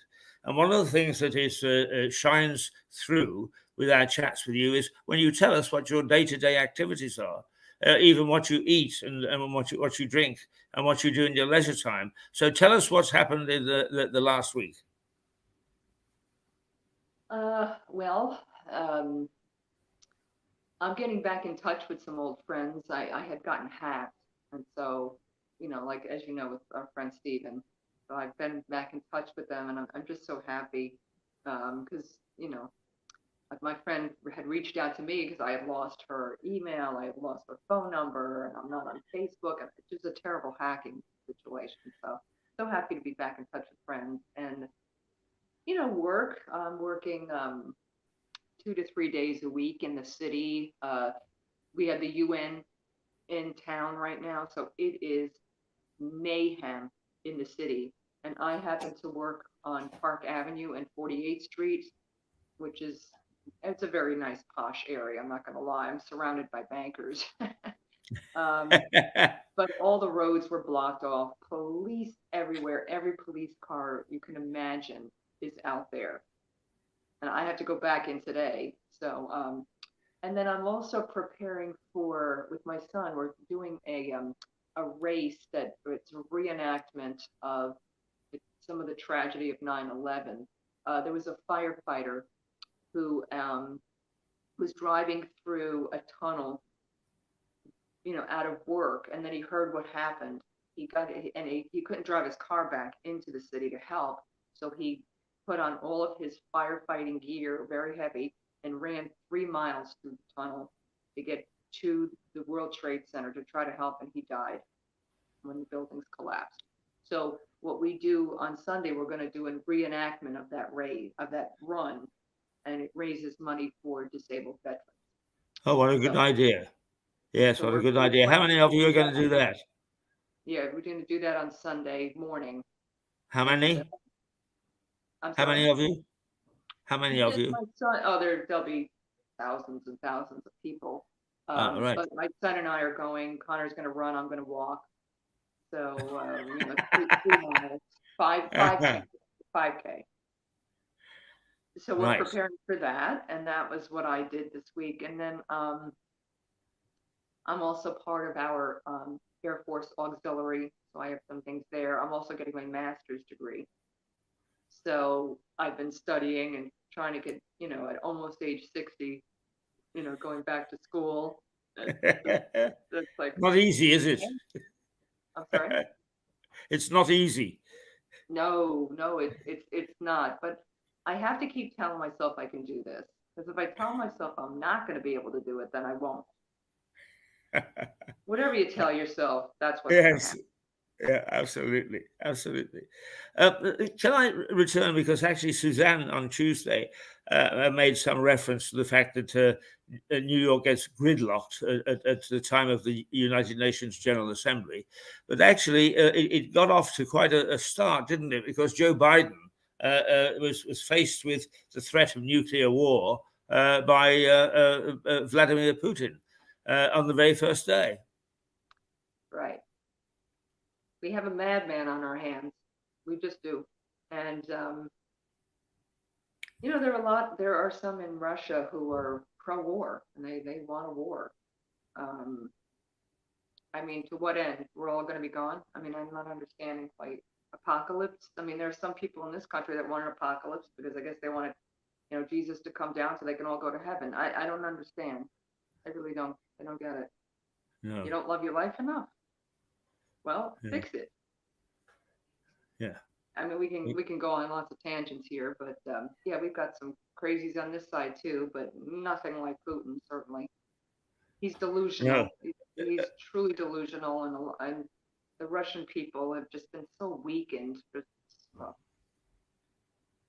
Goes back in Yes. time, I mean, I have been amazed that the people that have actually thrown their weight behind Putin, I know quite well. In fact, I know very well Margarita Simonian, who is the executive editor of Russia Today Television. And she came out and was criticized here for being a mouthpiece for the Kremlin. and sort of really being very scathing about what we were doing in Britain and so on and so forth, which surprised me because when I knew her, she was fairly middle of the road, let's put it that way. And then suddenly, well, but the point is, should we expect some of our journalistic colleagues to be brainwashed, or should we expect them to stand up to some extent and take a look, at least a dispassionate look at things? Well, what we're hearing reports that when the protests, some of the protesters and some of the journalists who are standing up are getting conscripted. Yeah. And thrown into the jug too. I see 1,300 people were taken off the streets and thrown into the jug. It's either you get 10 years in prison or you go fight a war that they just don't believe in. I mean, I think they're starting to realize that maybe Ukraine didn't really want to join with Russia. Duh. Hello? Yeah, that's stupid that you're really going to believe your government? How long? You've been doing this for months? It should have taken a week if Ukraine wanted to reunite with Russia. Duh. Hello? Wake up, Russia. Wake up. Now you're going to lose all your men. We're talking about 1 million men. You think you have a crisis now in population? Yeah. They don't care. They don't care. Putin doesn't care. Yeah. It's all about his personal power and those in the defense ministry. That's all it is. That's all it is. Nothing else. Professional soldiers will tell you as well that they are very, very nervous about being backed by conscripted soldiers. Yeah, because I wouldn't be surprised if they wouldn't turn the guns on their comrades. You know? Yeah. I hope you're listening, Putin, because you're going down. I mean, I guess we're all going to go down. Why? Why? Because you're paranoid about NATO? What? Yes, I think it goes just a little bit further than that. I think that he came from the school that actually blamed Gorbachev for losing the old Soviet Union. I mean, I know it's old hat, but a lot of people, particularly KGB. New day, move on. It's a new day. Focus on your country that's suffering. Okay, that's it. You're gonna take over all these other countries and make everybody else suffer because you don't know how to handle your economy. You stink. You stink. Hope you're watching.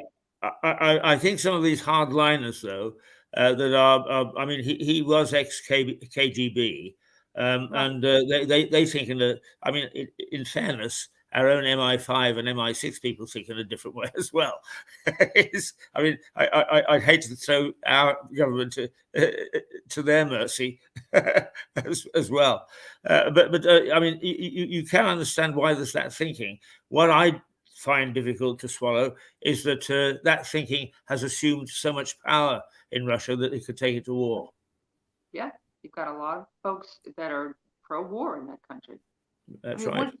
What are you going to do? Britain's going to come back and try to take over the U.S. because you lost us? Come on. Come on, buddy. Just move on. Move on and make your country better. And this whole thing with Germany and Russian oil, don't even get me started on that. What a fool Angela Merkel was. A fool.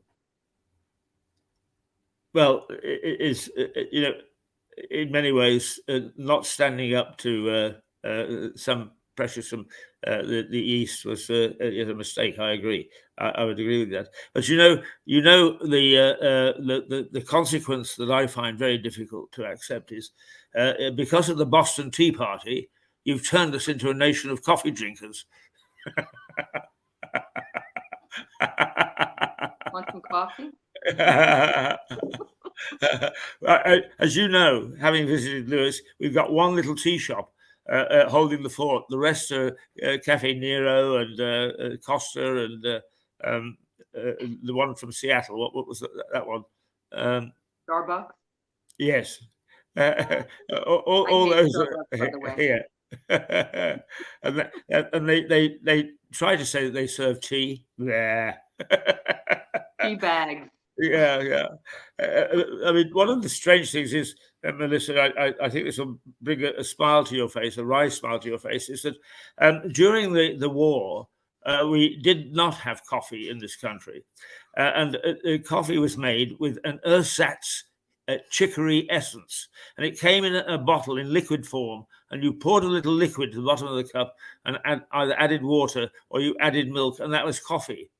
And I came to Canada when I was, 18 or something of the sort. And somebody said, "Would you like a cup of coffee?" And the coffee came, and I looked at it, and I said, "That's not coffee." Well, it's interesting that you mentioned that. We also during World War II had problems with coffee too. So we had a product called Postum, which is a wheat product. And so what I did notice that one of our coffee companies, Dunkin' Donuts, had a very unique flavor. And what they really were doing was putting Postum in the coffee. And it was a good flavor. But when I went and I bought some Postum, I was like, yep, that's what it is. That's the flavor. If you're a Dunkin' Donuts corporate executive, we're on to you, okay? Yes. Dunkin' Donuts still going strong? I don't know. I don't think so. I mean, I Yeah. see a lot of the stores and they're empty. I happen to like it, but then you've got Starbucks and little mini coffee, the little teeny coffee shops are very popular here. The little mom and pop coffee shops are very popular here. I'll tell you what it is. I think there's this push for health. And, going into a donut shop, I know I'm going to eat a box of donuts and regret it later. So I'm not going to go in. The donuts, I know they're not like gourmet, but they're very addictive. They really are. They're like Krispy Kreme. That you had a very nice chat to our art correspondent and our artist, Sarah Fitch Hayes, and you. One of the disappointing things, and as she said, I've got to get to New York before they disappear totally, is that the corner hot dog stand is rapidly disappearing. And she's most anxious to paint it. Anymore. We don't do it. It's for tourists. So the little hot dog trucks are in the tourist traps in the city, like around Central Park. That's it. That's it. Usually it's a falafel truck, or it's things like that. We just don't eat like that.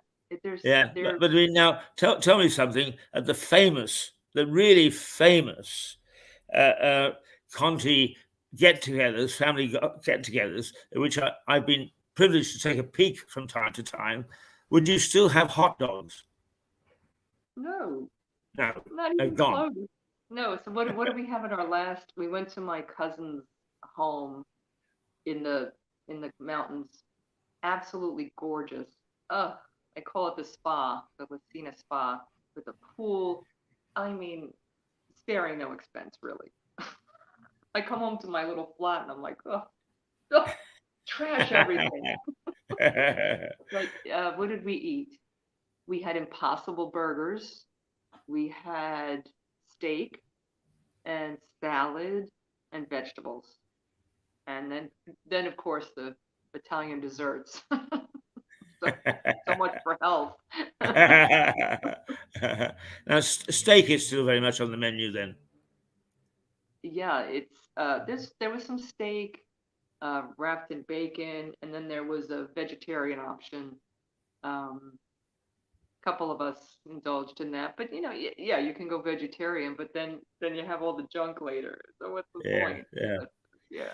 I mean, in the last 10 years, have you seen changes in, well, you must have seen some changes, but what sort of changes have you seen in the appetite of the American people? What's in, what's out?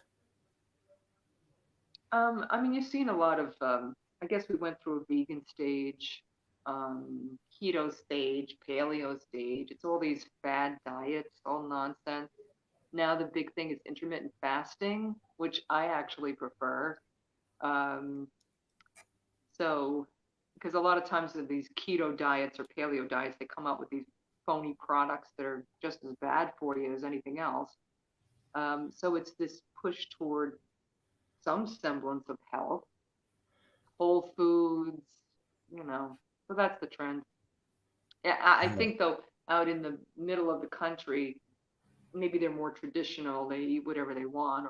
In the South, which has delicious, delicious food, not healthy, fried foods. This is why you have a huge obesity epidemic. Yeah. We eat too much. There's no question. Americans eat too much, myself included. So I bet you're not obese. no, because I intermittent fast. I don't. There are periods where I don't. I eat within a small period of time. 4 That's the hours answer, during is the day, it? and that's it. Yeah, that's how you do it. You eat whatever you want, but within a 4-hour period. Oh, right. One of the changes here, now it is to some extent small town, but is that, I mean, we had, when I first came to Lewis, we have two very, very posh hotels. One you've been to, the other is still boarded up because of COVID. But it was a very elegant way of eating, and mostly for evening dining. Those both hotels, including the one that I'm in at the moment, no longer have dining rooms. Well, they have dining rooms, but they're not active. They don't offer meals at the hotels, and that's one very significant change, at least out in the sticks, in the small towns. That you if you want to go out for dinner, don't bother to go to a hotel. Right. I mean, I think what we've lost is the sense of eating within a community and really enjoying your food. Everything is so fast, and everybody's still so isolated from COVID. It's nice to be able to eat slowly with friends and celebrate your Yeah. food and be appreciative of it, which we are missing. Yeah. I mean, tell me, you live alone. Well, at tradition. least you got your son with you. But how do you feel about eating alone from time to time? Well, I'm sure you do. Oh, I prefer to eat in a group, to be honest. I eat less, believe it or not, than if I sit here and just, chomp on a huge bowl of pasta. But my son last night he had eggplants. He was going to make eggplant parmesan, but he made an eggplant stew that was delicious, and he made pita bread. Oh my gosh, my son's such a great cook. Such a great cook. Yeah, well, you're very lucky. Very lucky. But when he Yes. goes off to the Navy, I'll lose even more weight. So Then I sympathize with you when you lose him, because I must say that one of the things is I tend to eat in a utility way.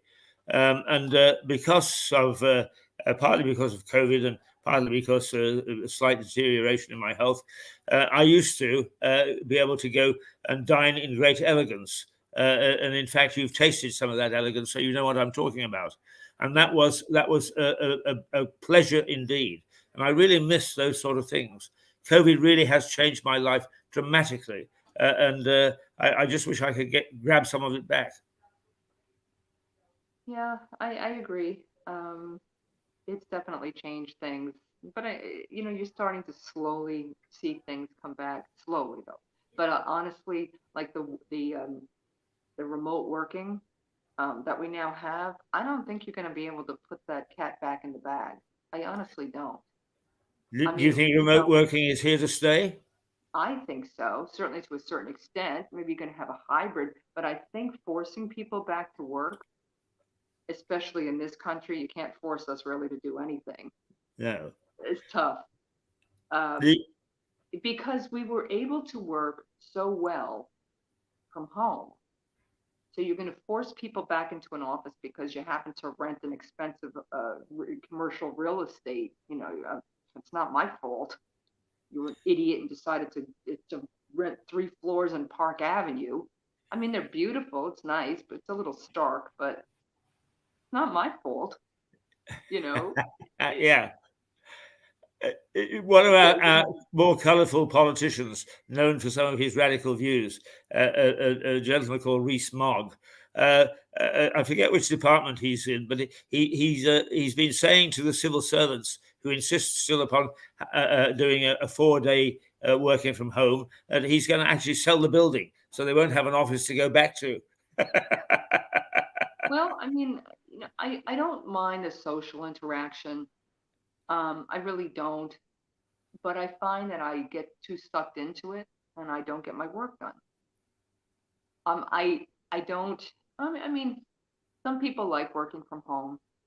I sort of prefer being in a different venue. Like work is work, and then home is home. I don't like to really work at home necessarily. Yeah. So but some people are different. They have a separate office. I'm in my kitchen, you know. So it's not fun. I don't really like it too much, but it's convenient, and the work gets done. Uh, yes. What I've found is that a lot of people that I enjoyed up until 2 years ago and would have lunch with or dinner or whatever fairly frequently is I haven't seen for 18 months because everything was suspended and you get out of the habit of going to various places. And unfortunately, I did have a wonderful relationship with. I think that you met him, or you certainly know of him, as Graham Adicott, and Graham and I would have lunch at least once every other week. We would sometimes go to a restaurant. We would sometimes go to the Groucho Club, which was the media club in London. And Graham has passed away, unfortunately, about 3 months ago. No, that's so Yeah, sad. very Oh, sad because he really was one of my very close friends and associates, and I right. miss that desperately. But I don't have any substitute, so I've had to mentally gear myself to life being somewhat different. That's That's a one of shame. the instances. Yeah, Well, I'll be in December for the we will break. indeed. Many a lunch has got to be taken on when you're here. And just while we're indulging ourselves into talking about the people we know and so on, you asked me for Stephen Catlin, who our just previous mayor, for his email the other night. Did you get hold of him? Yes. You did. It's so nice That's to be totally back good. in touch with him. It really is. He's Yes, such a great guy. He really yes. is. Well, he was a very, very popular mayor and a very popular Very good. man Such an and excellent a mayor. go-getter. I mean, he goes after it. The funny thing is that he's my immediate neighbor and we barely see one another. I go out at one time and he goes out at another, and we come back. Yeah, we're on different time scales. But I'm glad that you've hooked up, as Maybe they you say. ought to try to reach out and connect. Yeah, well, I'm sure that we will. Oh, good morning. How are you? Yeah, good morning, okay. That's good. Yeah. One of our regular ladies who she and her husband come here. Well, he for a coffee, she for a glass of wine. Yeah, because like you like glasses. Like Queenie, Lena like Queenie, love charity, family, and glasses wine. Well, now this is my very good friend in New York. She thinks I don't drink. Not sure how you could be a good friend of Keith and not know that he drinks. Love you. We'll see you later with glasses. Okay, we will indeed. I love Louis. Louis, beautiful town. Yeah, I love so much Louis. It's lovely. The one nice thing about this hotel is it's all full of characters because it's so old. Yes, I'm glad that because Stephen was and is still a very effective councillor, and I personally really have a downer on the local councils. I just think that they're useless. But there are one or two shining lights, and Stephen is one of them. And Yes. he not only identified where some of the problems lay, but he also was an innovator and an initiator of programs to do something about them. And it is encouraging and uplifting, if you like, to know and to watch a politician like that at work. Well, It's I think uphill what it battle is, for him, but what it is with Stephen, it's a selfless, a call to duty, a caring. So it's all wrapped up together. So he's got duty, he's got kindness, and Good morning. he Oh, goes good these morning, conferences. Sally. Is the girls have just come in. Talking about working from home, I wouldn't work from home ever again. I come in, I've got two beautiful ladies who beam at me. I have a coffee on the table. I feel like embracing them, except that they might take it the wrong way. But, but they're wonderful here. Absolutely wonderful. It's a great workplace. Good, great. I'll have to stop in. Oh, you will. You will. Goodness gracious me. If you don't stop in, we'll be very disappointed. We should expect you to come and do some broadcasting while you're here. How's Max doing? Max is fine.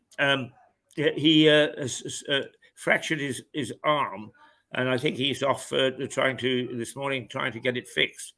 But he's an interesting young man because, as you know, conflict in television is what brings viewers in. They like people scrapping. And Max, at 18, holds his own against me, against Stuart, against Liza, another lady who's got very fixed views. And we all we don't quite roll around on the carpet, but we have real goes at one another. And he sort of looks at me as if to say, am I being rude? And I say, no, because what comes out is a whole, some of the things he says, we're able to go back at, and some of the things we say, he comes back at us. So he's developing very nicely as a broadcaster. And actually, I quoted you to him yesterday because I said how impressed we were with his work rate. And I said that you worked for 2 years before you ever left anywhere near a camera. That you worked very hard before you got to that level, and he's very impressed. Yeah, so there you are. I had started out in radio, and then newspapers, a little television, and then Associated Press.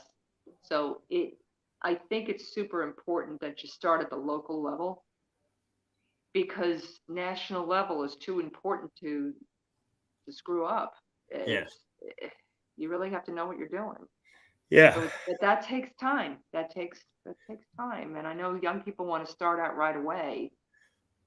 You gotta. And I'm afraid that some of our national broadcasters have given way to that. But that's another issue for another time. But right. It's not all about appearances. It really can't be. No. In a very shallow program that way. Yeah. No, I'm in total accord with you there. I'm not going to fight with you this morning. Right. What have you got on the schedule for the coming week? Dinner with some old friends. I'm excited about that. Yeah. Oh yes. What sort of restaurant are you going to? We're going to. I don't know why they picked it was a restaurant called Bar Nacho. I mean, it's kind of a new age Mexican place. I'm like, whatever. I don't care. So it's more about the people. So it'll be so nice to see them again. This is a gentleman that I used to work with. He was I guess I was his supervisor, but he was a former veteran. Nice young man, very, very intelligent, very, very capable. So it'll be very nice to see him and his fiance. And then one of our tech guys from the office, he's a goofball. He's gonna join us. So yeah, it'll be a lot of fun. So yeah. And of course, I always, it's interesting. I mean, it's nice to have like a part of your life is like a virtual love affair. It's just weird. It's very strange, It's like. Yeah, it is, isn't it? Yeah. I don't understand people who don't love life. I'm always struck by the fact that it works. Yes, it does. But I think that really it's the old thing: cast your bread upon the waters. If you're willing to put in some energy and yeah, okay, I hate the word because it's been bandied around badly. But if you put some love into life, you get some back. Yeah, very true. That's so very true. Incidentally, the little things flash up on my iPad where we keep an eye on the news, and I actually had to redo my Facebook page I did it this morning, saying, sending out to people, look, this is my new one, because I was compromised. But it's amazing what can happen, because somebody managed to get into my Facebook and turn me into a gun runner and a pimp. Both made money, but I didn't want to be either. So anyway, I think I've cleared it out now, and people aren't going to be inundated with saying, I can get a pistol for you. Well, this It is is- why I ended up off of Facebook. They were sending very horrible messages to all of my contacts, like a link to porn sites. I'm like, Oh God, yeah. So, yeah, I have that all the time. But isn't it funny? You get to recognize it, don't you? yes, I mean, you do. strangely enough, I get one from Stephen Catlin, and what it says is, Keith, you should take a look at this. Yeah. And it's the same every time. And I make sure, the moment I see it, I do away with it, because I know Right. it's going to take me to some site that I don't like. But how they do it or why they do it, I have no idea. Well, they think it's funny. Yeah, Yeah, or they try to shock us. Nothing else to do. Yeah. But there was this one time my email got hacked, and all of my contacts received from me, I thought, an ad for Viagra, including my son's high school principal. Oh. Dear. I mean, it's funny, but incredibly embarrassing. Oh yes, I could understand. not look at I couldn't look at the guy. Yeah. The way I mean, he it is something that you look back on and find amusing. At the time, it's not at all. Oh, when it happened, I was mortified, but now I can Yes. laugh about it. So, whatever. Yeah. Well, I think you have to, because otherwise you would cry, wouldn't you? Melissa, it's 10:45. God bless you. You've been with me for well over an hour, and I know that you've got to get ready for work. Just one other question, if I may. Are you expecting a sort of high-profile people for the United Nations General Assembly in the next 2 weeks, or is Joe Biden and Liz Truss sort of the main act? Well, unless Putin decides to show up. Yeah, I think those are the main acts. I'm not even sure. What did Liz Truss say? Well, I think that basically, according to the reports that I got, is yay! well, she disagreed. She disagreed with Biden on economic policy. That I do know, but they both got together on that they must take a firm stand against Russia. What was the economic argument? Well, she wants to sort of cut taxes and make sure that that you get economic impetus that way. And he was a bit scathing and sort of said, "I'm sick and tired of people who want to sort of do the dribble bit, as he called it, dribbling down with a little bit here and a little bit there." But well, I mean, I guess what the idea is that the corporations are going to have. Well, let's talk about the subject of inflation and where does it come from? Where does it come from? It's a basic supply and demand issue. So yes. What we ended up happening was it was the perfect storm with COVID. We were going into COVID with very low interest rates. Okay. Thank you, Donald Trump. Hurt my savings rate. That's okay. So we're going into COVID with historically low interest rates, right? COVID, we become awash in, let's keep printing money and giving money to people, okay?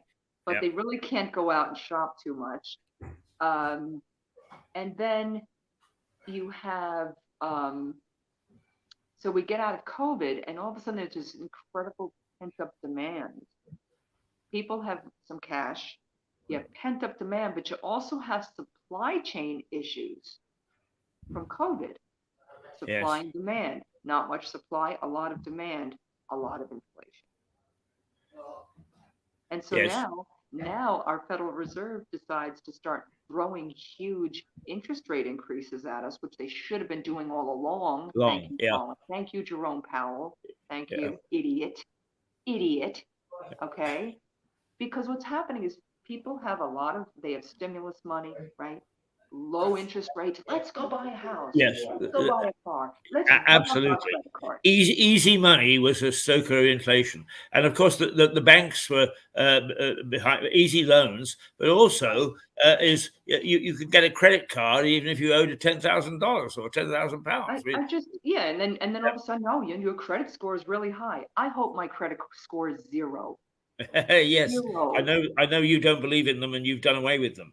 I don't believe in debt. I really honestly don't. What am I going to owe a bank? Oh, I bought a house. Yeah, but it's not yours. It's the bank's. Yes, right. I don't trust them, but they're going to have big bonuses in the UK. Yay! Yes, exactly. Taking it off. Yes, I'm afraid. As a matter of fact, I think also that sends out the wrong signal. It's okay for some and not others. So here's the problem with Liz Truss's plans. So you're going to cut taxes.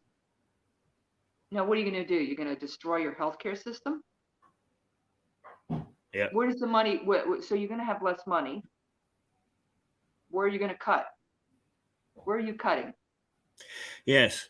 And actually, that then brings in the trades unions, who the unions that represent medical people have one of the things that has been stated by this new government is that they're going to cut waiting times to 2 weeks, and immediately the trades unions say, "Oh, you're not doing that to our members. We're not going to permit you to do this." I mean, totally Luddite approaches, but they have the power, to actually cut back on trying for these targets. So we get worse services and costing more. Yeah, I mean, this is the one thing you really have to be careful about in the UK compared to what we have in the US. You have a national health service. It helped you greatly during COVID. That's why your response was so great, and that's why you had the data to know how to respond. We don't have that here. We have a hodgepodge of private insurers, and you've got the elderly that has our national system, a lot of people uninsured. It's a mess. It's a mess. They didn't know how to respond because they have a hodgepodge of information. You all are very lucky. Could you imagine if you didn't have health care in the United States, you didn't have insurance, you'd be paying $2,000 a month for private insurance. Yeah. Well, anybody that goes private here is paying that same amount. Yes, you're quite right. Why would you? You have the basics already, though, Keith. We don't have the basics. Well, I don't think, to be quite honest with you, that the NHS is at risk. Where my criticism of it is that it's in terms of good morning. So 2 lovely people came into the bar. We're talking to New York. Just where are you from? Cornwall. Ah, Cornwall. Come and say hello to Melissa, who's in New York. Yes. Hello, Melissa. Hello, Melissa. 2 lovely people who have just come to Lewis. Why are you in Lewis? Hello there. We're celebrating my aunt's. Hello. We're celebrating my aunt's 80th birthday, and we're staying here. 2 Oh, nights, wonderful! All of us, Yeah. a load of us staying. Yeah. We broadcast out of here every day. So if you're here for a few days, come and join us in the morning. Oh, right. Thank you. Thank you. Bye. Lovely to see you. Bye. Bye. You know what? There's a store in Cornwall. It's a store from Cornwall called Sea Salt. Sea salt. Sea Salt. There's a store, a women's store. Ah. In Cornwall. Yes. And I love that store. Ah. I have a little bag that says sea salt. There I you are. want to visit Cornwall. I know it's very difficult to get to, but I would like to visit. Well, it's not so difficult to get to, but it is very, very rural. Very rural. It is the furthest western point of the United Kingdom. That's where Land's End is, but it is quite extraordinarily beautiful. I haven't been there frequently, but I have been there, and I must say that it's all the little sort of fishing villages and so on that you see on postcards and in television programs and that sort of thing, and little smugglers' pubs and all the sort of things that everybody thinks Britain is all about. So yes, and of course a lot of sort of 19th century novelists set their books in Cornwall. I mean, I'm thinking of Lorna Doone, for instance. Well, that was the West Country, not necessarily Cornwall, but some of those romantic novelists, and they loved the moors, they loved the isolation, so it's romantic in some ways. Yeah. I want to go. Right. Well, I'll pass it on to the man.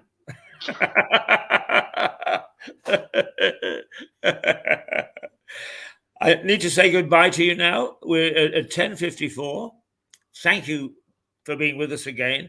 And as I've said, these chats that we have, people say to me how useful they are because they get a feel for what life is like in America. And it's so easy for us just to make oh, and here's Kevin. Yeah. Hello. Kevin, say hello to Melissa. This Hello, Melissa. This is the man. This is the man that gives me a beer at 9 o'clock in the morning. He's my favourite man. What are you carrying there? Are you carrying beer in now? No, logs. No. Oh, logs. It's time to start the fires. Yeah, we're going to have some wonderful fires in this old hotel. All right, my dear. It's been a pleasure, Keith. Sorry. It's been a pleasure. I just hope that you don't all think that every American is like me. Well, actually, if every American was like you, the world would be a wonderful place. I don't know today. I'm in a bad mood. We'll talk to you next week. Yep. Toodle pip. Toodle pip. Bye-bye. Bye. Bye. Are you off there now, mate? No. We're just saying goodbye to Melissa. Come and look over my shoulder and let people see the hard-working man. My job is easy here. This is the man that works hard. Yeah. Holding logs. So there you are. That's Kevin, and a hard worker he is too. But he's also got a deep sense of honour in as much as he gives me a beer a week. And I'm single. Great stuff. I'm single. I'm going to start a dating site. Madam, no, you're welcome. Right, it's 10:56. Let's tweak the tale of the power company. Well done, the energy companies. They're full of bright ideas to help their customers. Now they've made power so expensive that for an average house such as this, you can't afford to heat it. So you don't need appliances such as this. But that means you also don't need a fridge, because you can keep your groceries cool and fresh without it. The house is cold enough. Well done, chaps.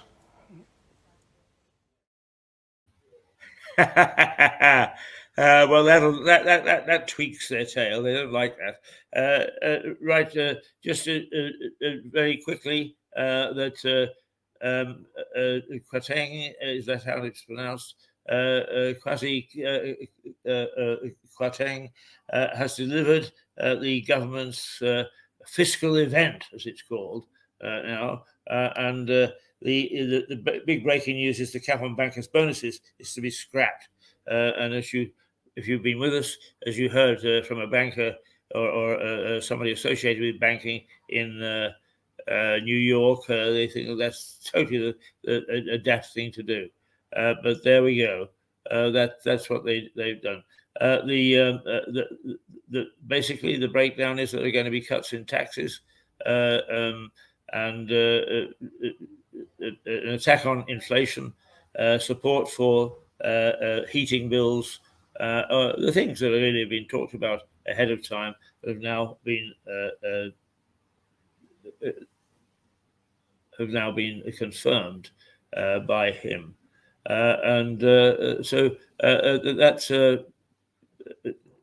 perhaps I could give you a little bit of has outlined a series of tax cuts and economic measures in a massive shake-up of the UK's finances. The basic rate of income tax has been cut to 19p, and the 45% top rate of tax is for higher earners is abolished. The threshold before stamp duty is paid has been raised to £250,000, and first-time buyers is raised to £425,000. The cap on bankers' bonuses has been lifted, and a planned rise in corporation tax has been scrapped. An increase in national insurance has been reversed, and low-tax investment zones will be set up across the UK. Labour's Shadow Chancellor said the changes amounted to a comprehensive demolition of the government's last 12 years in power. So there we are. The Royal College of Nursing is urging, this is the members, its union, is urging its members to vote for strike action on the foot of the Chancellor's statement. The General Secretary and Chief Executive, Pat Cullen, says the decision to cut the cap on bankers' bonuses shows the government is focusing on the wrong priorities. Oh, well, there we go. There we go. But what I did say is one commentator has said an echo of Margaret Thatcher.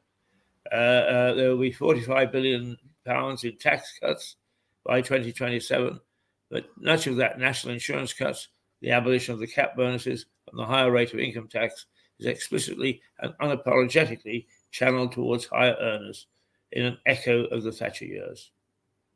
Well, there we go. That's what has been spoken about in the House of Commons. It'll all come out in the wash later today and in the following weeks and years and months. So that's it for this morning. Thank you for being with us. This is Mirador Television and the White Hart Hotel in Lewes. Marvelous place to be for very many reasons. I am now going to go and have, it's 11 o'clock, the sun is over the yard arm. I am going to go and have a glass of wine before putting my mind to the other things of the day which I have to address. Until Monday morning, toodle, toodle, toodle pip.